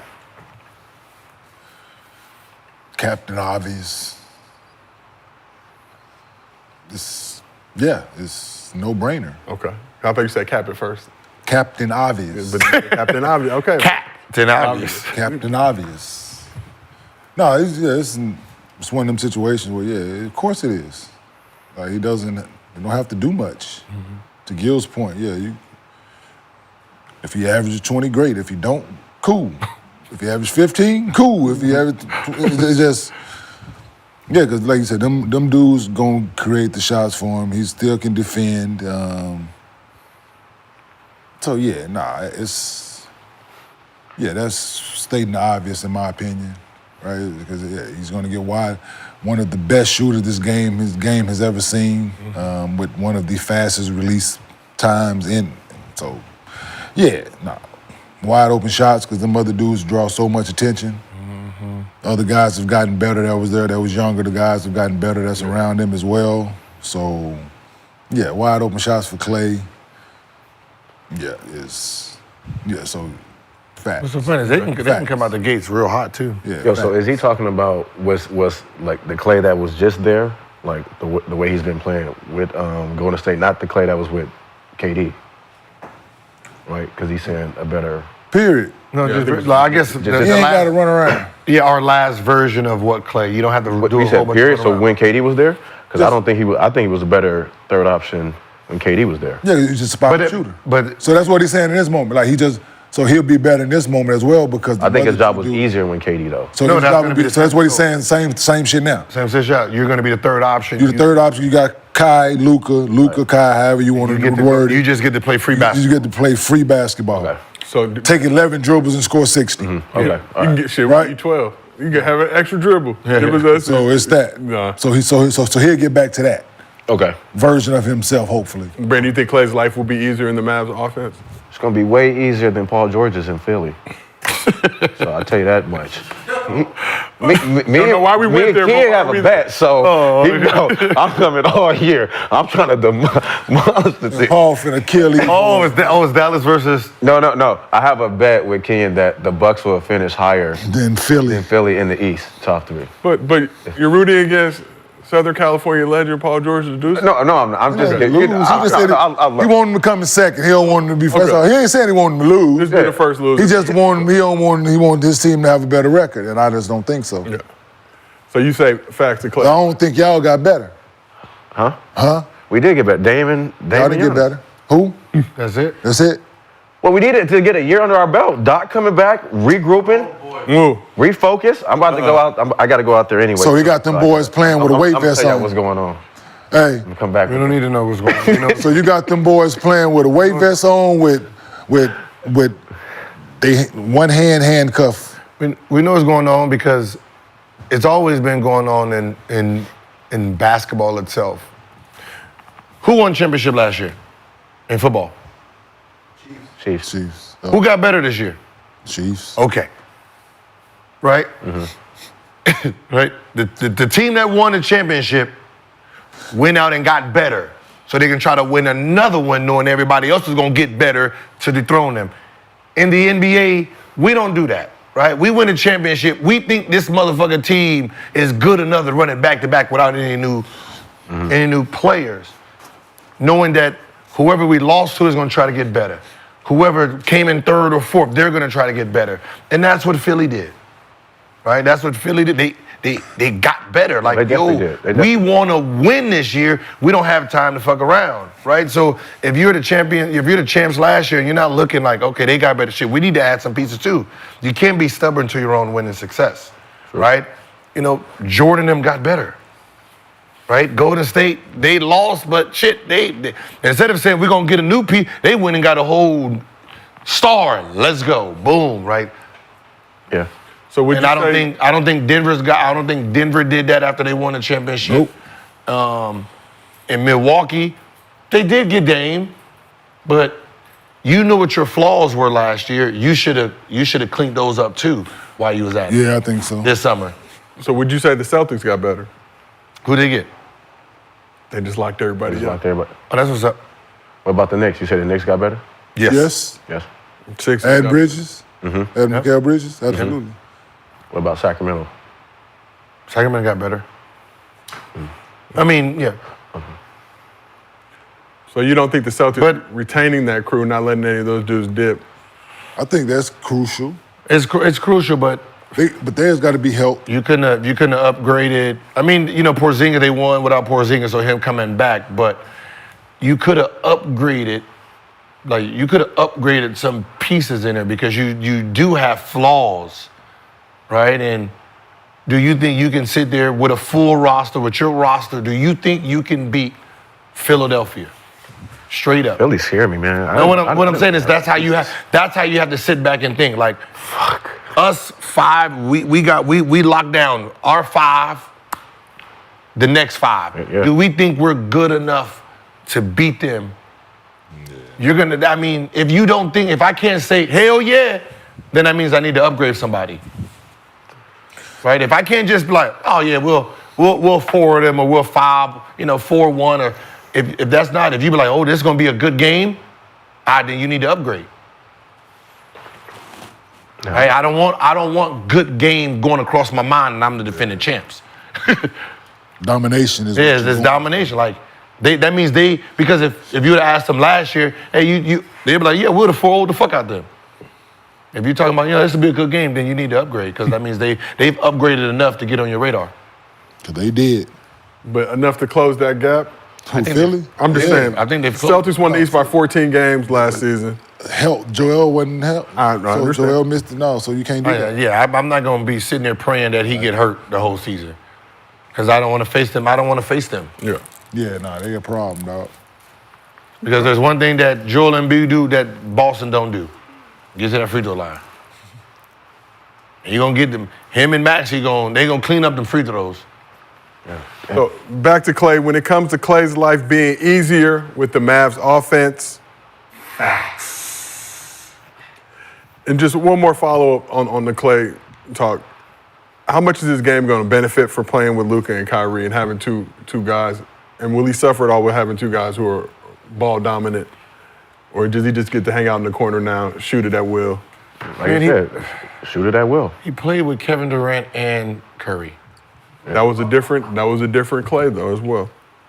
No, it was a more stubborn Klay back then because he went from being the second option to the third option. Yeah. And if you look at it, I think he took more shots than them too. Anyway, right? He did. So, right now you have a Klay who understands his role. So I think he's gonna thrive. And I think that's what they was missing last year. That 15, 18 points. Yeah, like that. guaranteed. Like if those guys could have hit some shots, could have been different. Yeah. Why different you throwing that motherfucker over to Derrick Jones Jr. Throwing that thing over to Klay. It's a different feeling. It's a whole different fear in the defense, trust me. Yeah. I guarantee. Yeah. That scouting report gonna look. Luka might average. different. What's so funny is Luka might possibly average a triple double. Yeah, with Klay there? Yeah. Yeah, I'll personally. I don't want to put this type of pressure on him. I'll be surprised. I'm not gonna say this. I'll be surprised if he don't have a triple double because if you was averaging that many assists with what you had, 32, now you 34, have a guy who's a catch and shoot. So some of your assists will come without even any effort this time. You should average a triple double. And most likely, he will be a candidate for. He will probably be the #1 candidate for MVP. You think Luka this year will be? Because he's going to do something that hasn't been done in a few years. And that's average a triple-double. And people will respect it again now if Luka does it? Of course, no, if Luka does it, it's the best thing since Oscar Robertson did it. Yeah. They're not even looking. They're trying to forget Westbrook did it. Oh, yeah, since Oscar Robertson. They'll add some type of percentage in there on the scoring and, they'll tweak it. With 3 threes. Yeah, with the 78% and over on the free throw. They're going to do some shit. Yeah, he had more offensive rebounds than defensive rebounds. Would let, the first person to Oscar Robertson to average boom, boom, boom, and then they'll try to turn the turnovers down. No, they'll hit you with the only one to do it with three or more made threes or whatever. Or turnovers, less than 2.5 turnovers. Obviously, they're going to do that. Trust me. All right, well, let's keep this thing moving. So, Gil, during our Monday night watch party last night, you said you may or may not have tried to sabotage the Wizards in the 2009-10 season to help them get the #1 pick. You just didn't expect it to be John Wall. You said, I don't know if you... That was the Bud Light talking. Nah, Bud Light. Bud Light. Bud Light. Wait, no, I was playing that year, wasn't I? 2009, 2010? Yeah, that was my rookie year. Yeah, I was playing. Yeah, but you said you may or may not have... That was the year before I wasn't. It was the year when I wasn't playing. Okay. Well, nonetheless, so Sam Cassell was a 3-time NBA champion as a player before making the move into coaching, getting his start as an assistant with the Wizards. Cassell was on the staff when the Wizards took John Wall with the #1 pick in 2010. So Cassell was on the Draymond Green pod and shared a story about a tough conversation he had with Wall during his rookie year and the sometimes harsh reality of being a top pick in the league. Tell you a story. John Wall, his rookie year, he lost 8 games from high school to college, 2 years. Knocked on my door, said, what's going on? John Wall, in tears, trying. He lost 25 games in December. He asked me, said, OG, is it gonna get any better? You ask any guys I ever coached. I'm not gonna lie to you. I ain't gonna lie to you. I said, I looked him in the face, I said, come on up. I said, no. And guess what, J-Dub? I throw him a towel, man, I said, it's gonna be bad next year too. But we gotta grow. Absolutely. You gotta keep working. So, Kenyon, we'll start with you. Cincinnati, all 4 years you guys won at least 26 games.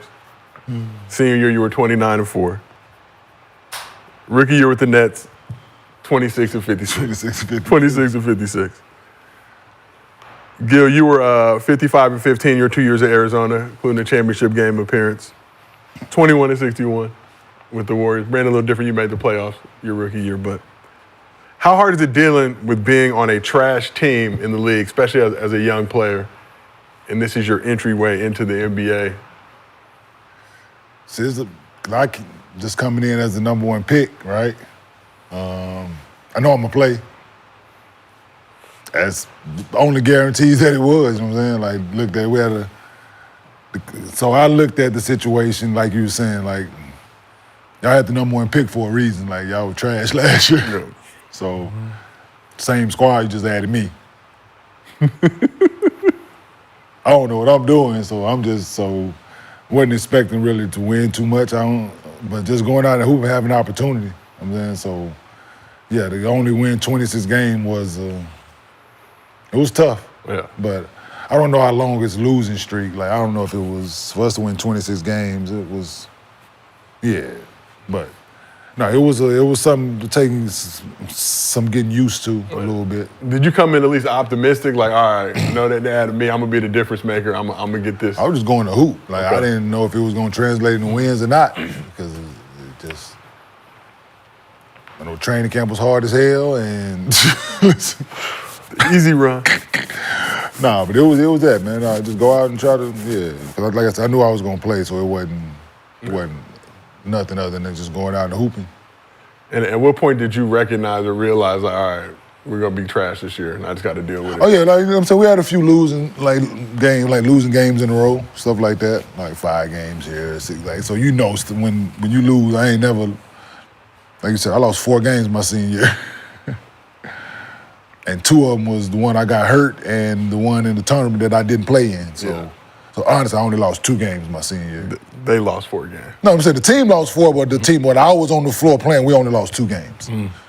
So coming to that the following year and showing up, yeah, it's just like, yeah, we're gonna lose that one. Yeah, this team, you're gonna lose that one. Yeah, that's enough. Yeah, nah, it was a little to take some getting used to. So let's just talk your rookie year. Nets started 6-4 that season, then went on a 9-game losing streak. Like, First 10 games, people ain't like dudes just not getting in shape and shit, right? Like the rest of the league, them good teams, they just now find their legs in 10 games and all that. Then listen, we lost 9 straight.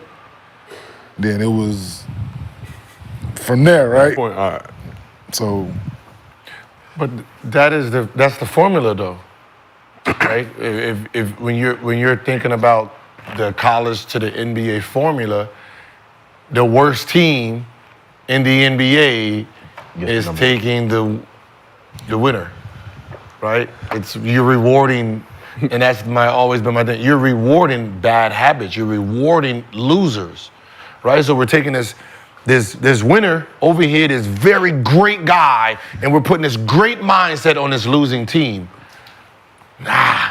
But it's the hope that great mindset will help that can change uplift that. But they've never, yeah, I get it, but they've never been in. How do you, there's more losers from the team to the organization to the coaching to the general manager, and there's just this one winner, right? And that's Maybe the thing. It's, Maybe 2. I mean, yeah, but I mean, if you've been winning your whole career from high school on up to everything, I mean, they're hoping that you come in and you have that type of mentality. but it ain't just you though. you're not. Right? Like I came in. I mean, but it was rookie, just right? LeBron in Cleveland. I mean, LeBron. Okay, He didn't make the playoffs. You made the playoffs. Yeah, but you could him coming in there, you could tell it was going to change. Things are going to change. But think about So the they won mindset. 37. What? How many games they won his rookie? But think year? about the mindsets they had to get rid of. They had to get rid of that, bring in a new coach. Yeah, You the know what I next mean? year, right, But the that next don't year. usually happen where these losers is getting fired and traded and right. So sometimes this greatness, this great player, this winning player is stuck on a bad team and he's being judged for it. Or you got to make a few moves. Like just say my situation, my rookie year, we won.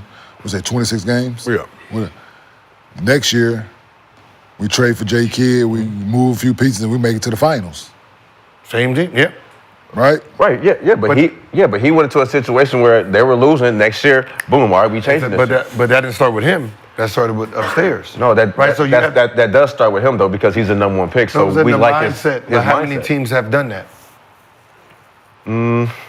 I mean, like I said, it depends on who you are as a player. So, somebody like John Wall, you come in and when I got drafted, I'm sitting there like, okay, yeah, look at everybody here early. Hey, what time practice start? I'm here too early, right? And they trickling in. Practice about to start at 11, 10:45, 10:50. Motherfuckers just coming in and sitting there, no urgency. Now he got to get stretched. Like practice at 11. Oh, okay. So, and then all you're doing is just looking at all the bad habits. And as a rookie, you don't know if that's the norm. Is this the norm? If this is how we do things? Yeah. It's now you're trying to put you go in, you start going in hard, and they be like, come on, slow down, Rook. Come on, man, it's just practice, just warm up, man. Don't do that, right? Right, they're turning you down. Think about it, right? Am I right? Yeah. You coming in, and you all you know is go hard and practice, go hard through everything. That is the opposite of what they want to do on a losing team. So they're telling you like, yo, slow down, man. We just started, man. Let me get my legs warmed up, because you stretching, you sitting there ready to go, like yo. Nah, come on, man. We're not doing that today. Easy, young fella. Easy, young fella. So what about KD? He came in, changed that franchise's mindset. What about Steph? No, who was there? When What KD about got Steph with the Seattle? The Sonics? So what about it's not the one Desmond person. Mason, like that squad. Like, He's coming in. It is the one person. It is the KDs. It is the Stephs. It is the LeBron. It's the organization wanting to win. No, it's them coming in. Them coming in, bringing in excitement. So you saying no Clipper ever, and since Donald Sterling got this team, there's not one Clipper that wanted to go hard. Probably, but they didn't have it like Blake Griffin. Like Blake Griffin is the one. You don't think? You don't think? When Blake Griffin came in there, everything changed Think about one who changed it. for the Clippers. He did. Him. Blake Griffin.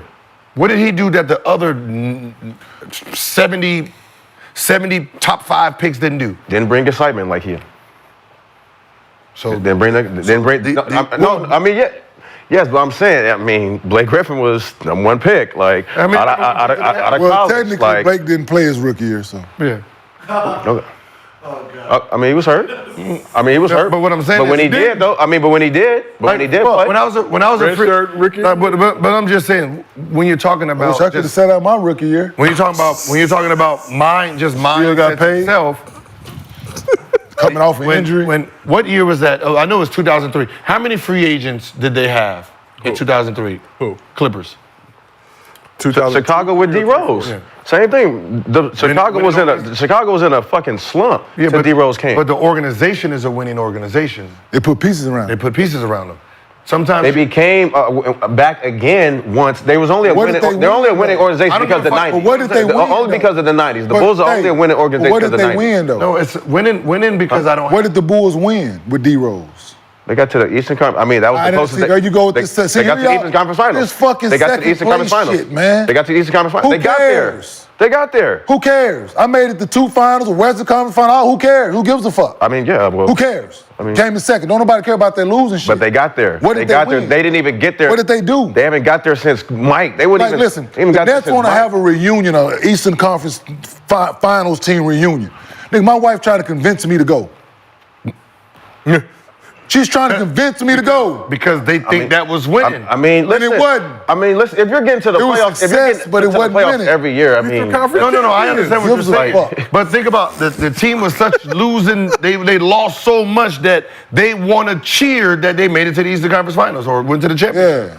Eastern Conference champions. That's what I'm their saying. own. The Bulls. I get not, but I'm saying the Bulls haven't had that much excitement since D Rose. But But excitement what I'm and winning is too totally. They were winning. They went to. They were fighting it. saying They is- just couldn't get What did past they it. win? The organization can be. So they didn't do winning- enough. They can be winning spirits, and they just got bad seeds, right? And then they got one good seed, and they're like, we're gonna put our eggs right here. There can be a loser at the top, Donald Sterling. I don't give a fuck I don't give a fuck what y'all trying to Bruce do. Ratner. I don't give a fuck. We can have LeBron James. We can have all these people. I don't give a shit because his thing was this: I'm not paying nobody. I don't give a fuck who you are, right? When your rookie deal is up, there's no rookie extension. Get your ass in free agency. You three and done. That was his motto. For 3 and done. the Clippers. Clippers. Yeah, but it wasn't for who though. 3 and It done. wasn't for Blake Griffin. You know why? And I want Because I came in and I changed, like I just said. It's not you. It is me. Put that back in. It is me. Huh? I'm gonna tell you what happened. Cause I jumped over that car. Y'all knew what time that's it not was it. for the dunk contest.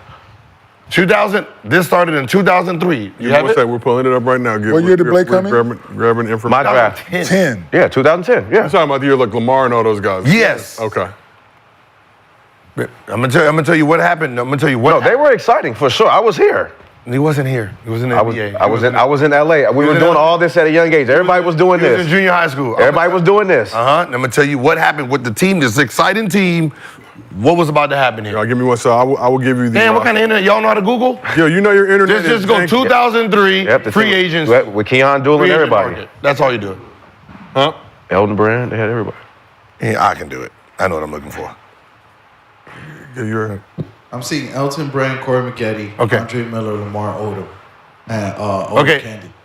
They were all free agents. Oh, look, A Candy. couple restricted. Okay, so say it again.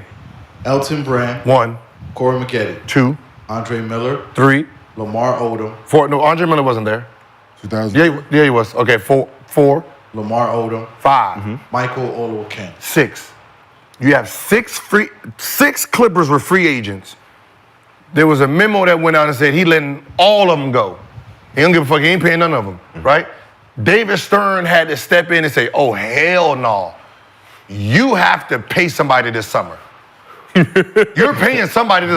He had 6. Them 6. Think about the names I said. He was letting them all go to free agent. He did not give 2 shits about it. And it was like, no, you're paying somebody. It's the head. It's the head. Think about the concept. You're saying these 6 players coming back and then free agent, you can sign this and build a team. He's like, fuck that building, let them all go. Let them go to free agency. I don't want none of them. That's how Lamar Odom got to Miami. That's how his team got spread about because he didn't give a fuck. So when you're talking about Ray went to Denver. Dre went to Denver, Lamar went there. It was one of those. Although Candy, I think, went to Timberwolves. 3 of them went. So who did he sign back? Elton. Elton and Corey Maggette. And he had the money to sign them all. Yeah, it's just decisions at the head, right? Just take my situation with the Nets. Got one guy, Bruce Ratner, majority owner. I'm a free agent. This group say yes, he say no. I end up in Denver. And no matter what kind of I'm winning up all-star, 2 finals appearances, all-star, all that shit. He didn't want to do it. You said it doesn't So matter. the team suffered ever You since. said it doesn't matter. You can be a winner all you want. If the guy that's signing checks. If the guy that's signing checks don't give a fuck, then there's nothing. Your winning spirit goes out of the window. Well, it depends on if you moving the needle like that. Huh? It depends on what else you bring to the table, though. So I wasn't moving the needle? I don't know. I'm saying, are you moving the needle outside of basketball? You don't need your needle. Don't matter to him. Yes, it does. Yes, it does. What you're bringing in, yes, it does. Yo, if I'm a hear me business out, guy, But hear me out. When I signed with the Denver Nuggets and I left New Jersey, they lost half of their season ticket holders. Who moving what needle? Moving a needle, absolutely. So I'm affecting your bottom dollar when you lose me. Half of this call and cancel their season ticket holder. Like, bad decisions of business leads to bad decisions on, I'm saying? There's a New York Knicks fan right there, right? How much? He gonna know the answer. you looking around. I know, right? There's only one in here, goddamn. There's only one. When the Knicks open the door, no matter who's on the team, how much do they make? I don't know the exact dollar amount, but I know there's no ticket cheaper than $150 this season for a Knicks game. Right? So Anywhere. no matter if their team is successful or horrible, when them doors open, they're maxing the dollar. So if you're a businessman, he don't need to win. I'm getting my money. I'm getting money because of my market. Los Angeles Clipper fans, they're coming to the game no matter what. That's why he didn't need to win. So he's saying, well, I'm making damn near, I'm 90% of the people are gonna come in every day. Why do I need to pay him $80 million? They were coming in here when he was making 3. Next. And that's why he never paid anybody max money. Because the season tickets is being sold no matter what because of the market. Right. It's only certain markets that can do that, though. There's only Los Angeles, Boston. Well, not even New York. There's only a few teams. Redskins. There's football teams. Waiting list. Dallas. Commanders. We've no, changed our name. They're the Redskins. Yeah. It take too much thought process to be like the Washington Commanders. Like, I'm like, who the fuck is the Commanders? Like, but the fact that they roll with Redskins so long, it's like calling a team the Black Asses or something like that. And everybody just, I get it. Black people ain't mad about that. If they was called the Black Asses when they started, and goddamn it, I know them as the Black Asses. Goddamn it, I don't know how I'm gonna change. Yeah, I'm calling them the Black Ass. Chicago Black Ass. I'm sorry. This is something y'all should have fought against way back when. I feel like they were fighting, but nobody. Hey, the game's on. Dog. Hold on. Like, Redskins playing. The game is on. No, but game has changed. Like more winners, more winning owners is coming into the NBA. You remember, most of these guys bought these teams at a very cheap price. Yeah, for sure. Right? You're talking about, right? They bought it back when, the 4 owners, $1 million for their team, right? Yeah, and now it's worth. Now, no, what I'm saying is, think about an owner who bought his team for $1 million, $10 million back then, and he still owns it. Why does he need to win? Right, because he's already won. Everything is just. Go see what Jerry Jones bought the Cowboys for. Yeah. Jerry Jones bought the Cowboys for peanuts. And why you think it's hard to negotiate with that motherfucker? What are you? How much you? This nigga want what? I know he be getting this nigga want. I mean this black African American. What you buy for? Color. Burhead, whatever he said. It wasn't. Oh, not the. Oh. Like Ted Leonis them, right? I'm gonna say, look it up. They bought the team for what? What Jerry Jones bought the Cowboys for. It's like the Wizards was bought for about 140. 140 million. 140. Wow. Cowboys What year? now worth $11 billion. Peanuts. Yeah, you're right. Oh, shit. 140 compared to 11 billion? That's a hell of an investment. 140 compared to 11 billion. That's peanuts. 1989, 140. That is peanuts. That's He bought it from the dude, Don Carr, who used to own the bowling alleys and stuff. Bum Bright. I think HR Bum Bright. Yeah, I think Washington was bought for what, like Don Carter sold like it. a little under 500, right? It's the cheapest buy. It was the last cheap buy, right? What championship does he, like his team is evaluated, what, 3-5 billion? What championship do these motherfuckers need to win? Right. You know what I mean? It's rare to have the Bucks owners come in and Cowboys win ain't like won that. none since 95, dog. You can blame Donald He bought Sterling the for team all in that. 89. They ain't won a Super Bowl since 95. He won. He did what he wanted. Motherfuckers worth $11 billion now. Right. They ain't once, you hear me out? Yeah. They ain't did nothing but gain value since the last Super Bowl win, which is in 95. All these NBA championships we get now is all new owners. Yeah. Gotcha. But you blame Donald Sterling for all that. Gotcha. The Clippers sold for $2 billion. Then Do you what blame are the him or do you Lakers thank worth? him? What are the Yankees? Oh, the owners? Yeah. Thanking them. I'm about to say, do you blame or you think you got to thank Thank him? him. Most of our We set the bar. Yeah. most of the hard If cap. people looking at like, shit, the Clippers went for $2 billion. Shit, Mo- what you think I'm finna sell this for? Huh? Most of our lockouts was because of him. Because everybody wanted to follow. Like, the world said Donald Sterling, oh, he's racist. The rest of them owners was like, he's a hero. The reason is he had the model for how to make money in the NBA, right? If you wasn't trying to win, so like a team like Indiana, Charlotte, all of them, I keep drafting these players, let them go. Draft these players, let them go. Don't need to invest no big money into them, right? So they really wanted a hard cap. And the hard cap, it stopped people from making all this money. And now we can all play ball now. Yeah, that's what that shit was. Okay. They wanted a certain They football wanted, shit. They wanted the football, like, die. Now we can all play on the same playing field. Okay.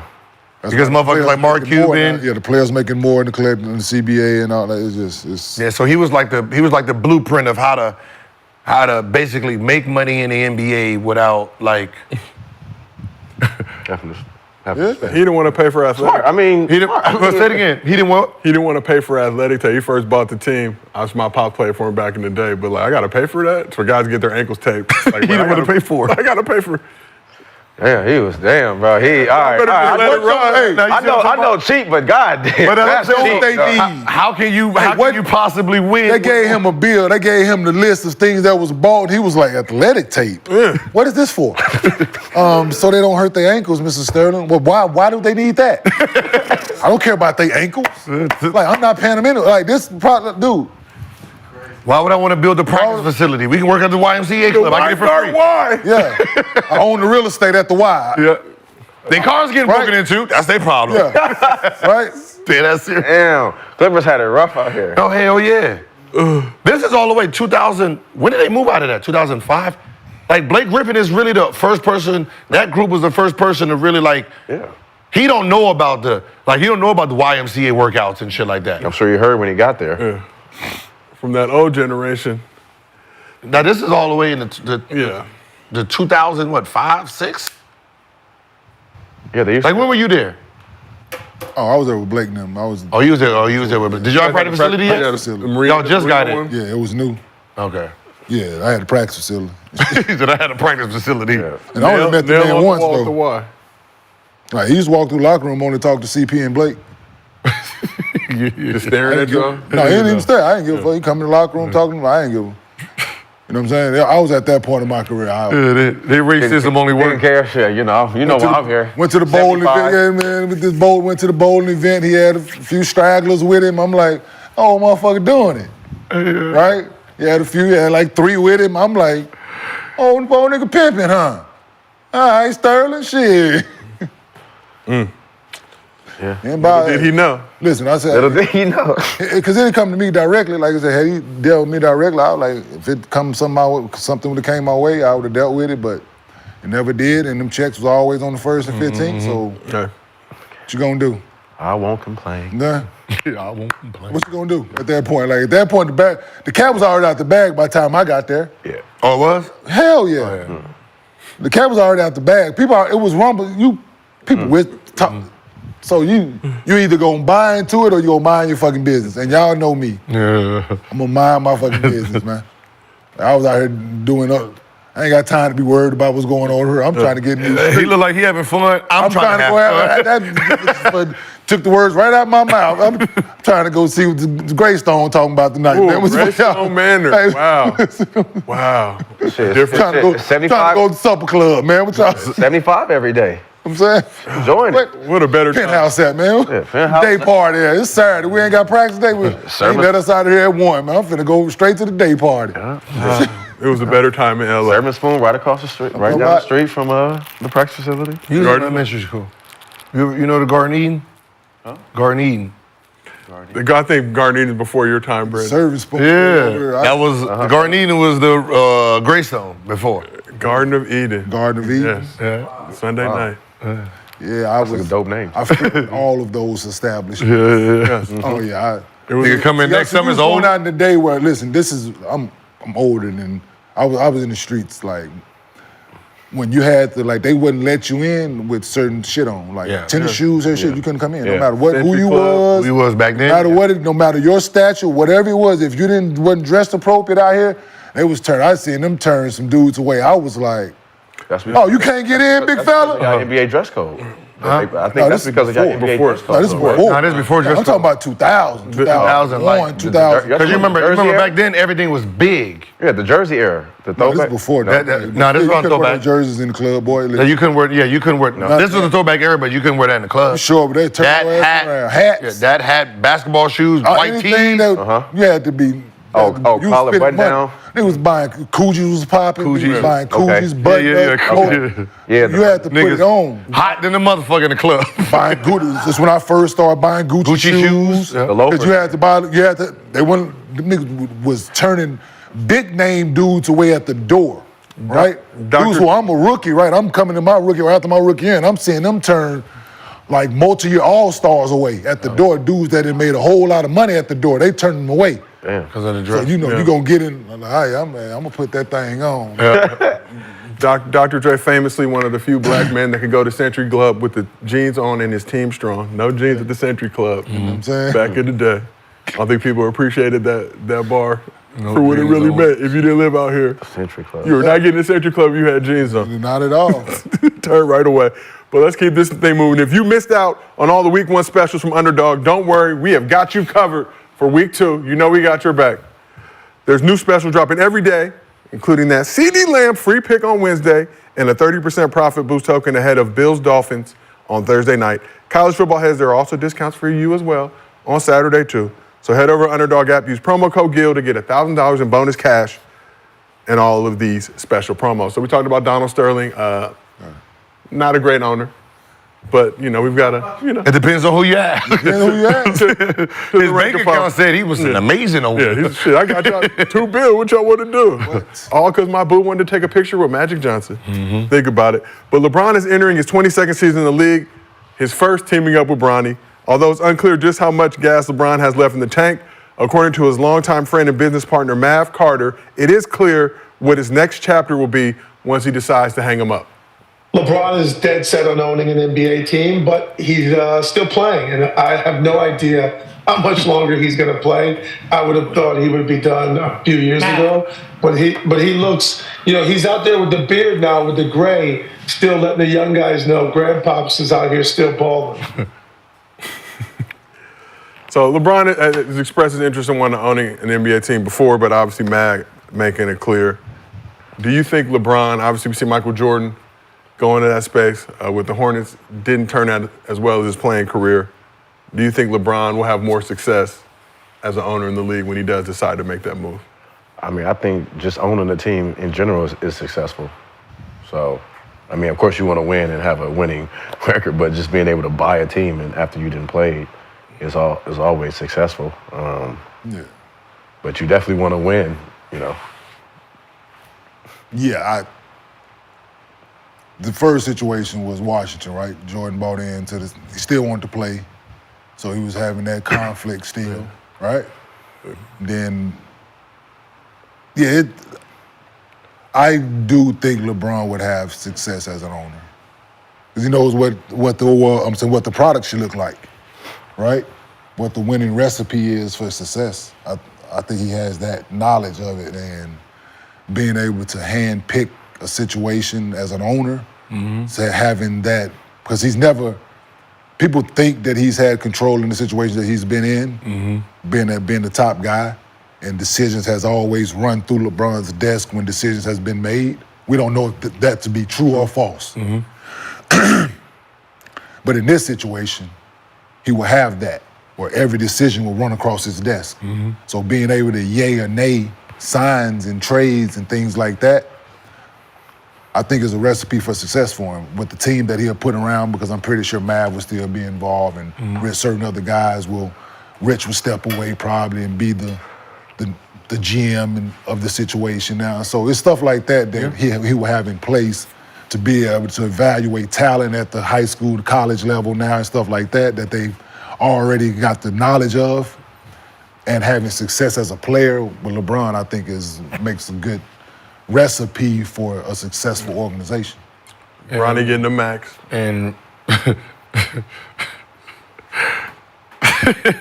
that's funny because, I mean, he gonna have to negotiate with his pops, Well, Mom said, I get to use that. But Mom, can you call him? Well, I mean, this kind of gives us a timeline. Trying to short me $10 million. This kind of gives us a timeline of when we think LeBron James is going to retire, because it has to make sense of when that team will be built. The wave of expansion. Right, because obviously we know he can't play and own it, so he's going to have to be done to own that team. So if the team is going to be built and be ready the summer of 2026, then that will be his last year, that 25-26 season. Yeah, I think he'll get win.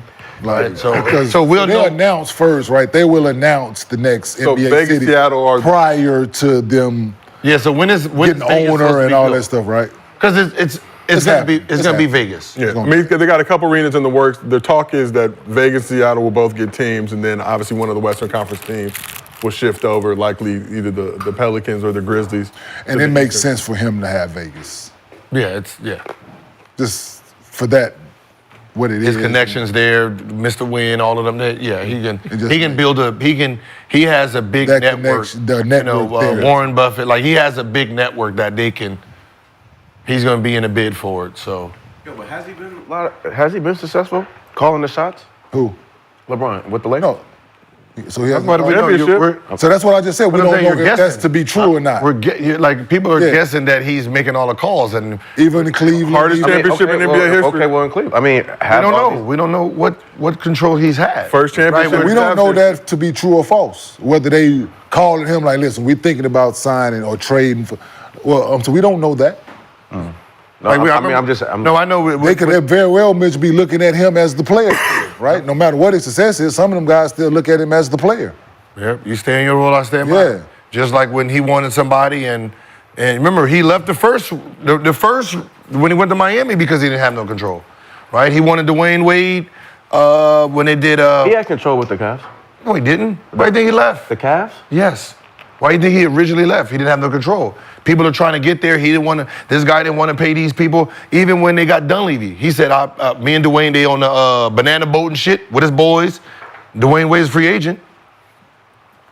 They signed Dunleavy as a shooting guard. It's like I just told you I wanted damn Dwayne Wade. Well, it depends on what team he buys though. If it's in a bad market, then it ain't gonna be good. Oh, we know that he ain't buying bad market. It's gonna be. Is Vegas a good market? Huh? Yeah. Up and coming, they already got football, hockey. And I mean, both still of them don't. World champion. I mean, I don't look at Vegas as a big market. for money wise. I mean, it's, Baseball coming soon. Yeah. It's Yeah, no, it's the right place. Usher got a residency. It's turned up. No, I'm just kidding. Gills Arena, but that'd be Summer League show. 2026. Yeah, Gills Arena out there during the summer. 2026. Like if it says 2026, where it's gonna be for the 26, he's gonna retire right before that, and then so we can kind of gauge it, knowing that it's not gonna already be in the works and he's still gonna be playing. Why? And I mean, Yeah, because they'll. unless he want to be the first superstar there, and then They'll be his crazy. last year, you know, I mean, Yeah, the league would be crazy to bid that to somebody else. Yeah. Like when he got the backing and the group that he would put together to do this with. So you guys have all played for different teams in the league. What makes a good NBA owner, and what are the ingredients for a successful franchise from a business ownership standpoint? Mark Cuban. That's an owner that cares, that wants to know what his player wants and makes it happen. Yeah, it's It's twofold. It's everything you said. It's caring, knowing sport, caring, knowing your sport, and open checkbook for not just players. It's for everything outside of basketball. Yep. Right? It's the nutritionists, it's the therapists, it's the doctors, it's the travel, the hotel, it's all of that stuff with the open checkbook that I mean. and then Right. marketing, just like any. Marketing, all this other stuff outside of the 9450. But business, any fucking business that's successful, what does it take to run a successful business? You have to be a people person. The people that you hire have to be people person. Like, you got to be willing to get the best out of everybody. So you have to put them in an environment that breeds success. Right? One bad seat inside of an office, can create a headache for everybody. Because some of these owners are just like, some of these owners and people that work for these teams is just like, bro, it's like, what? Like, it's just hard to deal with. And so, like that's what I said, when we got word what Mark Cuban was doing, right? Questions started like, well, they got video games, right? Well, they got leather on the, they got leather and cushion on the seats. Yeah, when I first came in, this is wood. Like, ooh, shit. They got some real seats, you know what I mean? And like you started hearing, they got masseuse over there. They got Sharing about their team playing. They got the Alter G. Like you started hearing Portland whispers. Trailblazers owner? Huh? Portland Trailblazers owner? I heard he take care of them too. You got to be one like thing, the motherfucker basketball, New York man. too. Like New York? even if you don't know basketball, Yeah. like Dolan, they said Dolan's a He great. spend that shit now. Yeah. They said Dolan's He a just great. don't know what he's doing, but he got the open checkbook. That's why I said it's twofold. You got to know what you're doing, care Yeah. about the sport, but he got the open checkbook. Yo, the appearances that we get in the city for being a Knick, you get paid. I'm just saying, it's some. That once a Nick, always a Nick. Yeah. Oh, that motto is real. Yeah. Yeah. Make them feel like home. I mean, I guess make the people. And he do. It's just like anything, man. If your workplace has an environment where it makes you stay there longer than you want to, you have a great workplace, right? If it's one of those places where soon as I'm off the clock or I'm sitting there looking like, Yeah. Done. You know, in class, before we sitting there, teacher talking, burn, everybody get the fuck out. They don't like you, sweetheart. What's next They don't for like Detroit? you. When motherfuckers start linking around, burn, and you be like, oh man, where the thing at? You sitting there having a conversation still. You got an environment where people are actually happy. Tom Gores, when I was in Detroit, he was fire. He was? Yeah, he was turning it around. That's how I got to connecting Nobu. Oh. All the time, like a bunch of these restaurants. He was the new owner. Yeah, the new owner, yeah. Yeah, see, the new owners is different, man. They coming in. It's important. They spend. I got a lot of connections because of him. Right, but they spent that's what I said. The new owners is different because they spent big money for them teams, so they're trying to turn it around. So they got to come in there and clean up. They got to clean up shit quick. Yeah, we was doing some fly shit under him. Right, it was mostly them owners that bought the team real cheap, and it was making all this money, and it was like, I don't need to put nothing into this. I'm successful the way it is. Yeah. All these new owners now, they spend money. It's monopoly to them, though. I bought Park Place in Broadway, goddammit. Let me build some motherfucking houses, some condos on here quick. No, for real. I mean, for all the negativity that Sterling brought, you talk about the positives in these team valuations, but now ownership groups see the potential, right? If I'm gonna put these billions into it, yeah. And what this ceiling could be, I got to take care of these guys and put them in the best position. But like did you see a lot of that change when you were in the league in terms of what Cuban was bringing to the table compared to other organizations? Yeah, you just speaking the cheap shit, right? Mm-hmm. So, I was in Denver 5.5 years before Al and them came when they traded Melo. It was 6.5 years. 6.5 years, right? We had never had a like pregame or like after shoot around or before shoot around. We never had food. Mm. Al came from New York. We got off the shoot around bus one day. He like, yo, what room the food in? Like, what food you talking about? He like, ain't no meal for y'all? We like, nah, you fend for yourself. And he ordered room service, and my room service in my room already waiting on me. I had the equipment dude order my food already. So my food waiting on me already. He like, nah, that ain't the way we supposed to be doing this, bruh. Like, so he said something, and then once you say it to me, I'm gonna run with it. Mm-hmm. Said to me, next trip, we had food, so. It was that quick? Yeah, because quick. once you get wind of another team doing it, and they got it, so now it's a competitive advantage for the other team, right? Yep. They don't want to have that. Get this ballroom with this goddamn food, man. Yep, and that's... So that's what it turned into, but it was before, like, they was cutting corners with us in Denver. Like, the cheap, like, not... Did you have food in Jersey? No, either then, huh? No. Yeah, see, so that was your first time. Yeah. Same thing in when I was in Golden State, nothing. When I first got to Washington, for the most part, man, they don't know. They just, I gave you $60 million, you figure that shit out, right? And then here's your per diem, and you got to talk to them like, hey, hold on, look, I'm your player, right? I don't eat breakfast before I get here. So, it's just something I don't do. I'm trying to hurry up and get here and perform.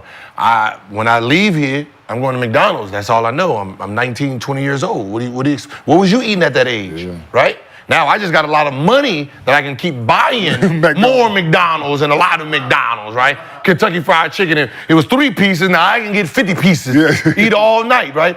Is that what you want in Hot the body? sauce in my bag. Or you can have a chef, you cook for us. You give them the parameters. Now we don't rush out of here. We can sit here, eat. And once you explain it to them, then it makes sense. Yeah. But they don't know if nobody opens up. So when we hear it, we tell them they do make it happen. When I went to Orlando, what?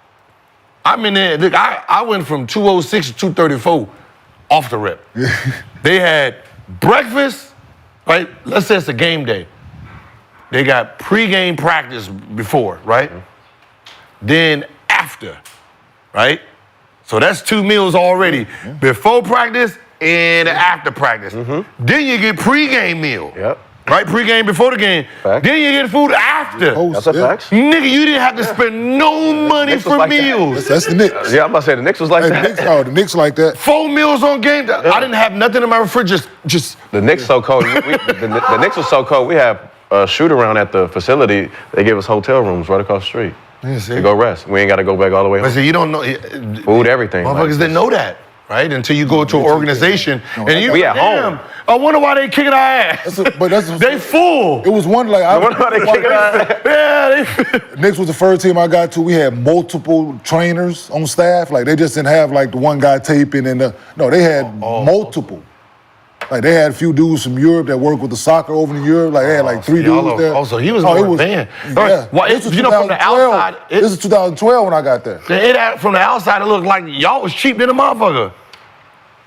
And y'all was over there advanced. Knicks, that shit was crazy when I got with the Knicks. But the Nuggets shit was horrible. Okay. But the Knicks, no, his checkbook is open. He just don't know how to. He just don't know how to run the team. And and to his defense, now that I was there and now I'm able to think it wasn't him. Mm-hmm. It's always that middle guy, right? Yeah. It's a middle guy in that. And speaking to him, the one he trusts. Somebody he trusts that just don't know. Head coach after head coach after head coach, GM after GM after GM, and he was still the staple. Yeah. I get it. The best times was my rookie year. Y'all need to put some respect on Dolan's name then, man. We used to bring that liquor on that plane. Oh yeah, that's automatic. That's for sure. Yeah, but not probably like when I got to. certain wine. I think when I got to like the Detroit and the Knicks, they kind of stopped that Oh no. because guys were driving home drunk. I mean, Oh, y'all. yeah. I think like going to places we were fine, going to but places. coming back on that trip back, nah, no way. And you know that trip back was always long. Yep. Yeah, they But were trying to stop us because card games was getting loud. Yeah, I'm saying them card games get. Like we never got into it, but them card we get loud. loud. People trying to sleep. Yeah. Oh, motherfucker trying to sleep. Oh, ain't no sleeping. No, we got the radio. That's if you're trying to sleep, that's on you, We got dog. the radio going. We tell you, take your ass up front. You trying to sleep. And now that's the funny part is Right. you sleeping trying to be a great teammate, and the niggas that's wilding don't shut the fuck up and go back. Shut up. Yeah. By the way, that shit. Yeah. Take your ass up front where the coach is at. Yeah. I used to hate that shit. Yeah, man, go over there with that shit. No, we ignorant. We getting mad at the motherfuckers who's Trying to they be got a responsible. family, they Yeah, sit there they got a sleeping family. and shit. He got his sleep pattern. He over that motherfucker eating Brussels sprouts and Right. goddamn cucumbers and fucking ranch dressing. We over there. Corny ass. Yeah, come back here, have a conversation. There's 5 people at the table. There's 5 different bottles of liquor at the table. Yeah. Coaches always just come in the back. Nigga lost $40, mad than the motherfucker. Right, per diem was $1,500. It only took one hand. You lost $40, mad. I can't do that. My wife's gonna be mad. Oh man. Next thing you know, this nigga about Yo. this motherfucker $30,000 in. Don't say shit. Yeah, they tried about- that shit on the plane. So what they did was the coach was in the front drinking wine. They go tell us we can't drink. Yeah. No, for real. No, the coaches used So you know, man, it don't that Do as I say, not as I do. And for what? So the lady told me, she said that shit to me. I said, first and foremost, I'm a grown ass man. Let's start there. So you tell me what I can't do, don't work. You know what? Go tell them that Kenyon Martin said.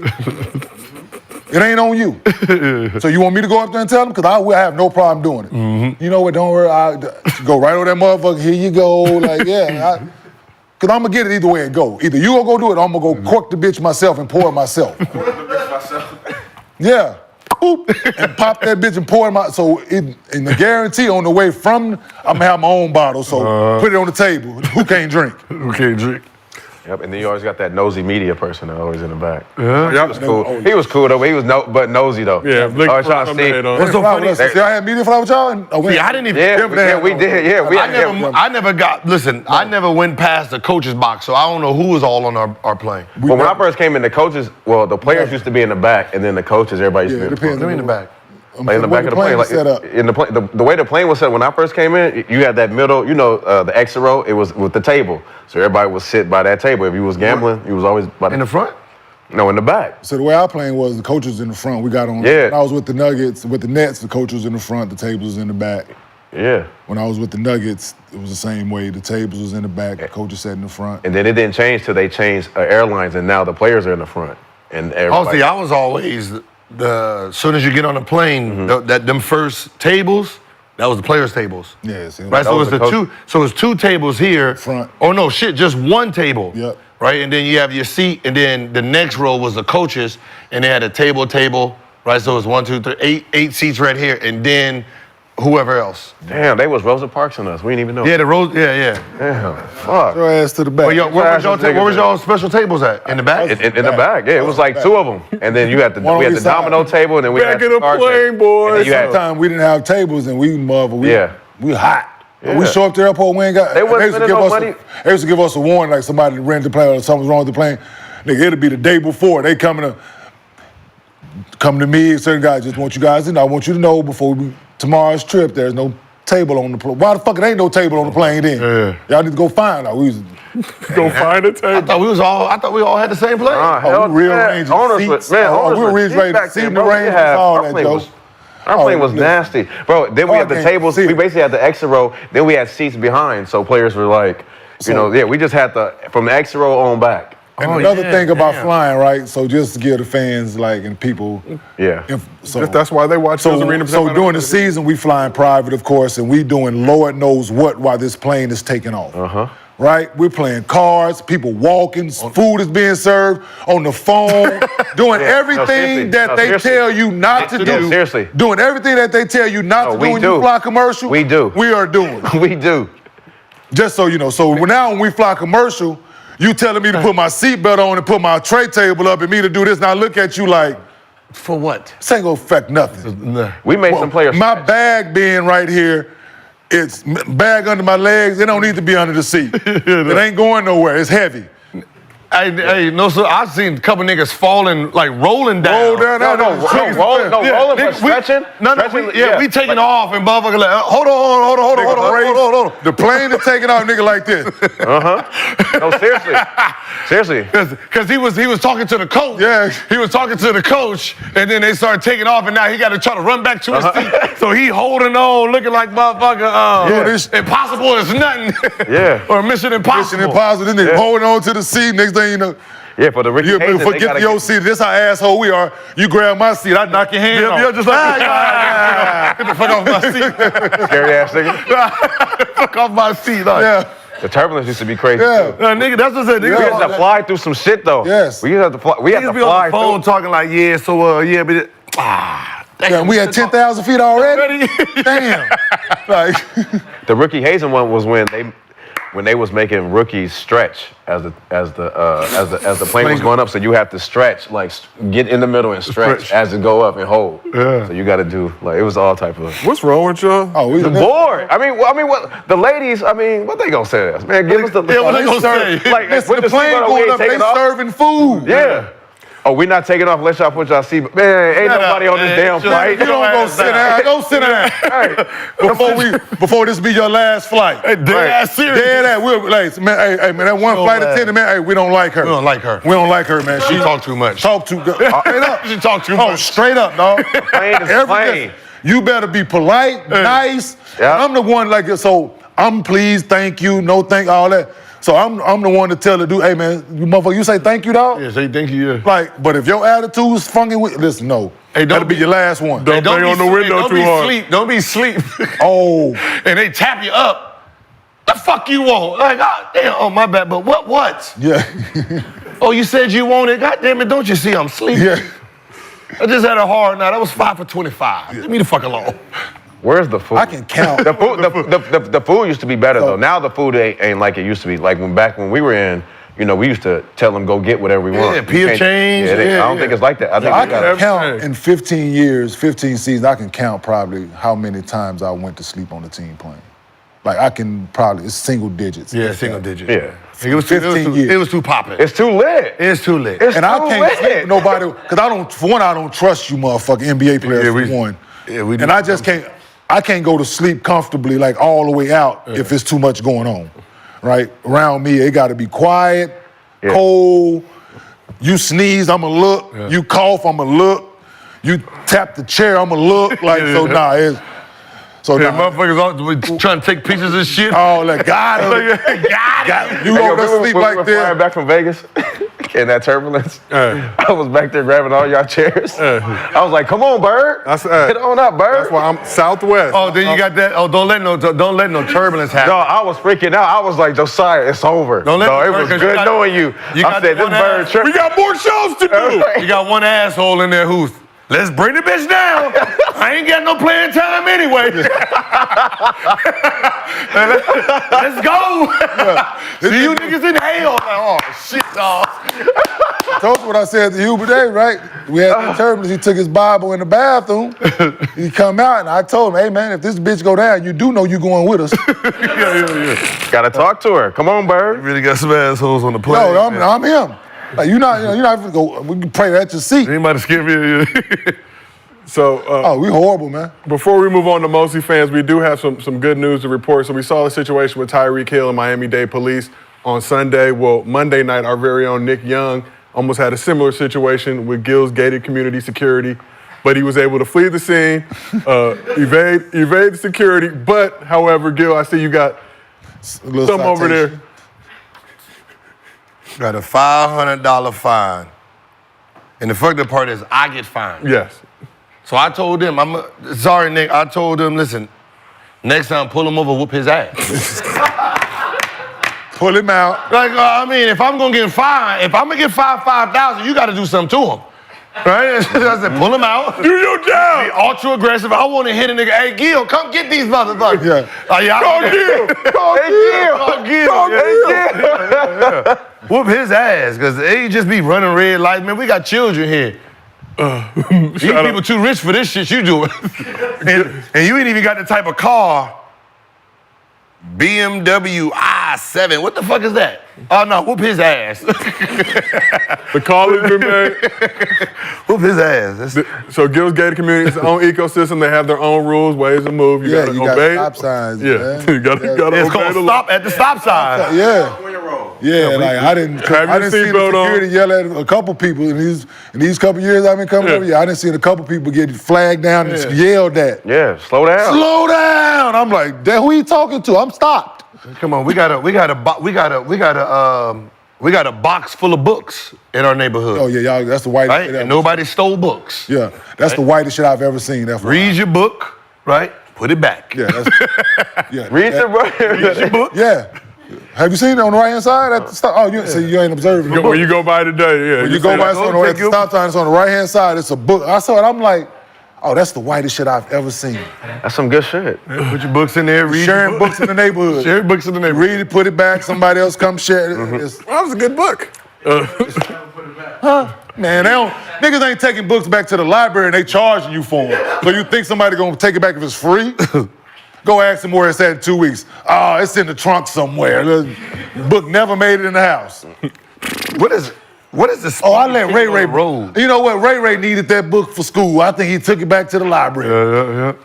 I want to say it's like 2025 inside the community guild because I always obey the laws, as you know, out of respect for your excellent security team. Nigga check or something. If you're good to them, they'll be good to you. Huh? Oh, so you better see. This is the difference between you and I. Like, you gonna respect my house and my neighborhood. I get a ticket, either you gonna pay me for it, or I'm gonna take it out your check. You do have that power. I used to have house fines for people that come over. I used to have house fines, and I posted it around my place. You break something, it was a certain amount. It was a certain dollar amount. If you spill color or something on the carpet, I couldn't. For me to get it cleaned up, you had to pay. You burned a hole in my, you had to pay. So I got tired of replacing shit with my money. So therefore, and I put at the bottom, it's a lot cheaper to respect my place. So, no, I'm fucking. A lot cheaper. Take your ass outside in the backyard. Like I always go to somebody's house, just go to the backyard, sit there, and smoke. Man, that's a lot. Hey. Observe. No, we all doing the same shit here. Yeah. I'm saying if I could not spill some fucking, that's just. But I would take it out the nigga check and make him get 500, however much it is. But salute to Nick for making it home safely. Now let's move on to Mosley fans. Yeah, did you guys already talk about the Lil Wayne thing? Oh, okay. Yeah. We did talk about it. Oh, okay. Kendrick Lamar, hottest artist out there. Yeah, but the more I think about it, because we were talking about it last night, and I was after dark Kenyon, and I wasn't here. Yeah, they wrong as shit. Yeah, they dropped the ball, dog. Who did? Rock Nation and the NFL. By not having Wayne there, they dropped the ball. He's not big enough. For New Orleans, yeah, he is. Oh my. No, for the For world. all time? No, for the All time? Yes, he is. So what's his biggest? Lil song? Wayne's is the biggest, huh? So what's his biggest song? His biggest song, Yeah, what, Lil this year? No. So what you asking for? What's his biggest song this year? No. Because that's all Kendrick has on him. That's fine. But 2024. That's Great year. Overall catalog, Kendrick can't fuck with Wayne. But when you're out there, you're not doing all right. So what's his biggest song that he's going to perform for us to be like? He can do a Millie. That's song. Lollipop, He can Millie, do rock- he can do rock song. Mrs. Officer. He can do Mr. Carter with Jay-Z. Can come perform. They dropped the ball. Remember, he's collabed with damn near everybody. Yes, he has features that he's done on. I love Wayne. Rockstar shit that we ain't even heard of. I just don't think he's a better performer than. Yeah. What? No, he's way better performer than Kendrick. Performer? Absolutely. Live show? Yes. Live performer? Yes. Better than Kendrick Lamar? Yes. Where you think Kendrick got it from? He ain't get it from Wayne. Wayne ain't doing none of that shit and doing all that and dancing. What is that? Did you see him at the Super Bowl? What is that? Did you see Kendrick at the Super Bowl? What is that? Wayne can't do that. We talking about overall performance, light, Performance, yes, flying around and shit. Yes. I just showed Wayne at the WWE at the WrestleMania. Did you see that? So that's what we want to see. That's a no, and I love Wayne. I'm just saying as a that's performer not a Super Bowl That's performance. not his Super Bowl. I mean, that's That's a W. That's a con. No. Have you ever seen his concert? Yes, have you? Yes. This nigga's all over the place. Like, Yeah. His energy level. his energy level is crazy. Him, Busta Rhymes, like, Yeah, they up there.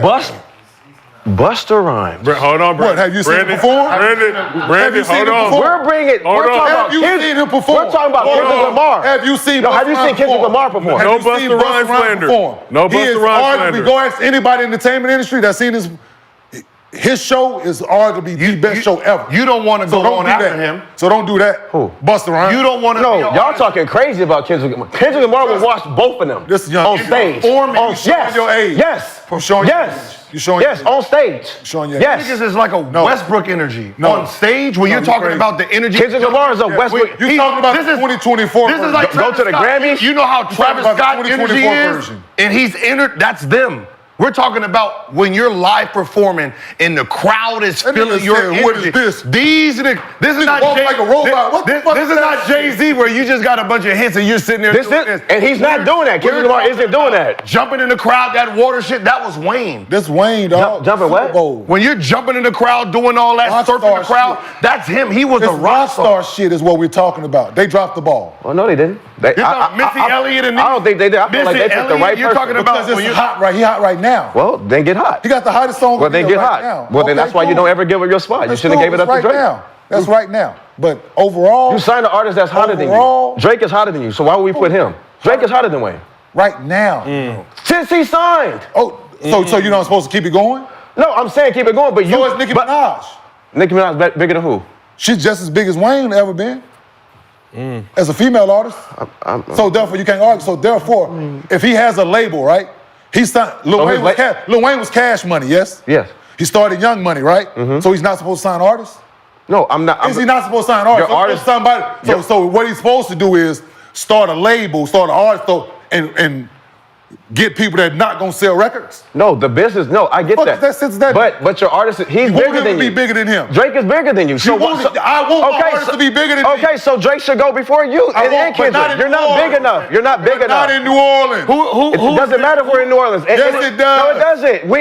Because the Super Bowl, You worried about the right Super now. Bowl performance has never been listen, about who's from there. Y'all keep Who's putting shit in the bigger? microwave. The Super Bowl You can performance. keep putting shit in the microwave because you about right now. The Super Bowl performance has never been about where they're from. Oh, it has not. But this particular guy that Brother, we're bring mentioning, out Big Freedom. this particular Shit. guy that we're mentioning is a big enough star and has a big enough catalog that they could have did this in his hometown.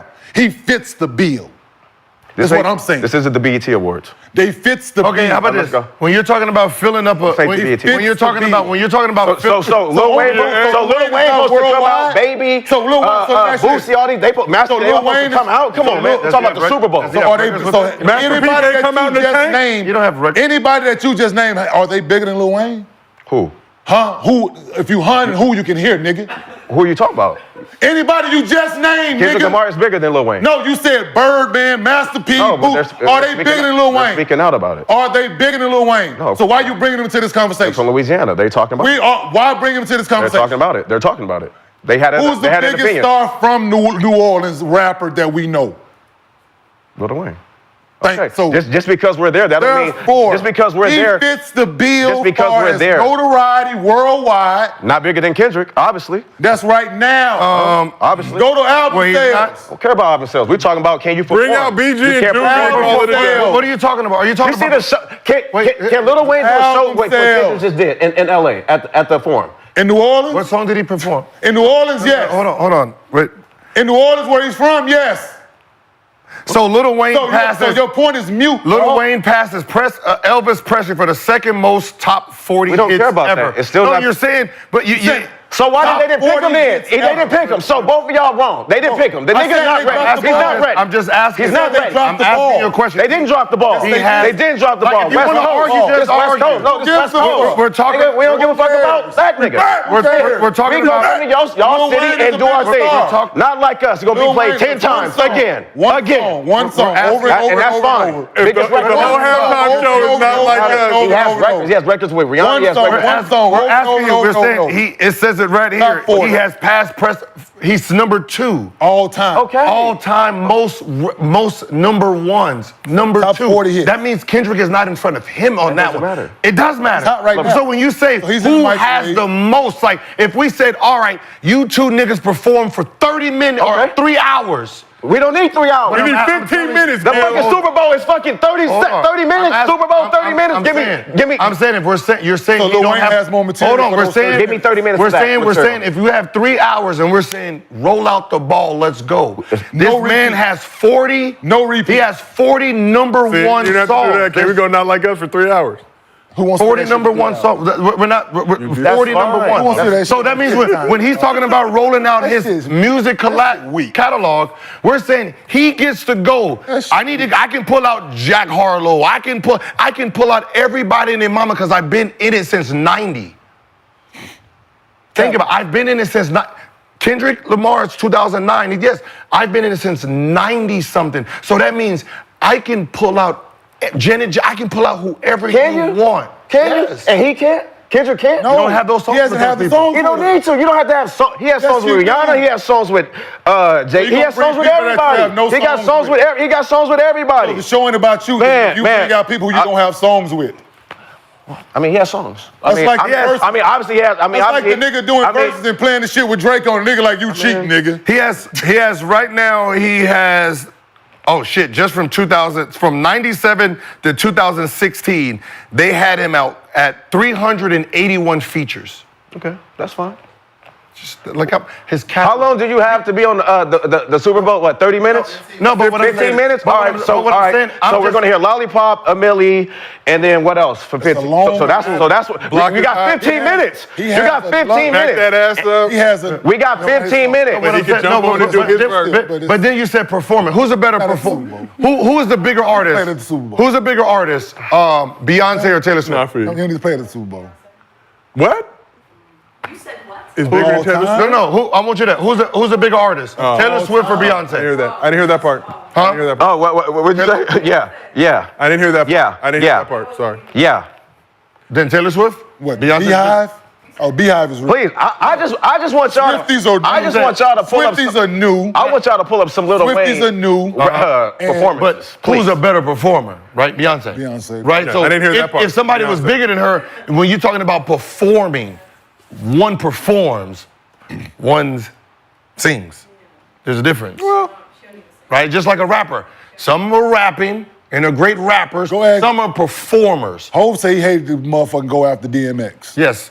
Nobody want to go after DMX. Nobody want to go after Busta Rhymes. Nobody want to go Lil after Wayne. Redman and Method Man. Nobody want to follow them motherfuckers. No matter you're At a show? these people were bigger than them, but I don't want to follow because their energy is different than mine. So you came in here and you sit there and they sitting there jumping the crowd, motherfucker going this, and then you come in here with your hit and the crowd is on level 10, but your energy is on level 4.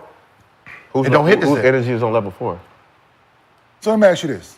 Y'all got Kendrick fucked But up. hear me out, though. There's nobody saying that. Hear me out. Yeah. Ain't nobody saying they got him fucked up. We saying Rock Nation. We're not taking this. See, you taking this shit. Get out your fucking feelings. No, y'all get out y'all feelings. This Y'all talking about rock. It ain't even on.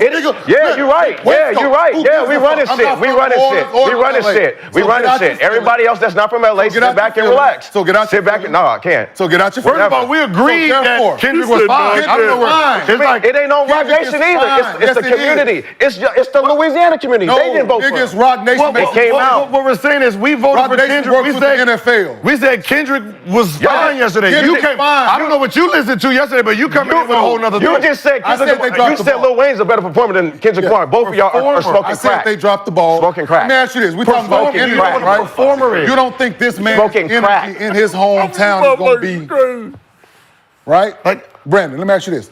For sure, yes. His energy in his hometown, you don't think Lil Wayne going to come for out, his sure, motherfucking yeah. energy going to be out? For sure. Yeah. So that's what I'm saying. They Rock Nation in the NFL, see, this is the thing, taking nothing away from what Kendrick Lamar has accomplished. I can give him his flowers over here and still say that Rock Nation in the NFL dropped the ball. That nigga broke 6 Right? foot, 7 foot. Because of what 8 Lil foot. Wayne has accomplished throughout, from when he jumped off the porch, catalog far as music, as a performer, he fits what the catalog says you should be. I understand Kendrick's hot right now. The hottest song in since whatever. I get all that. Cool. Overall, worldwide recognition, and that's what the NFL and the Super Bowl viewership, Super Bowl views, like halftime. Wayne is a worldwide artist. He's been around longer than Kendrick. Kendrick has his fan base, absolutely. But you line them up, it ain't close. It's not. But his energy in New Orleans, if they was to, you got to bring it no matter what if you're doing the Super Bowl, right? Sure. But his energy level there, what it would have been, talking about Wayne that is, in that place, oh my God. I just think they dropped the ball in that man. Like there's only a few rappers that had that Wayne. Like Wayne's song, his energy. Like there's only like what Travis Scott is the only one that gets hyphy like he used to, right? Travis Scott is more hype than Lil Wayne. What are you talking about? Oh, bro, go to a Travis Scott show. Niggas are dying at his show. Yeah, like ain't nobody dying at Lil Wayne show. Niggas sitting up there. Drake, go DJ. That's my DJ. Like that's what we want to fucking hear. Drake is boring compared to Lil Wayne. So you think that's gonna be the energy? I don't know. Do you think that's gonna be the energy? Probably. So if they play that song down Probably, yeah. Go. I don't want to hear that shit in 2024. You don't. Yeah, I don't want to hear Go DJ. You. That's what I'm saying. That's you, one person. That's a lot. You're one it's a lot of person. people. It's a lot of people. You're one person. A lot of people. Well, we will see how Kendrick's show ends up. We're going to keep it going. Shout out to Mr. B for asking our Mostly fans question. $50 getting deposited to your Underdog Fantasy account. Please. We appreciate everybody in the chat for rocking with us. Yeah. Thank you, everybody, for pulling up Monday night, coming back Tuesday for the quick turnaround. But this has been another episode of Gil's Arena presented by Underdog Fantasy. Whoa, whoa! We will see y'all tomorrow.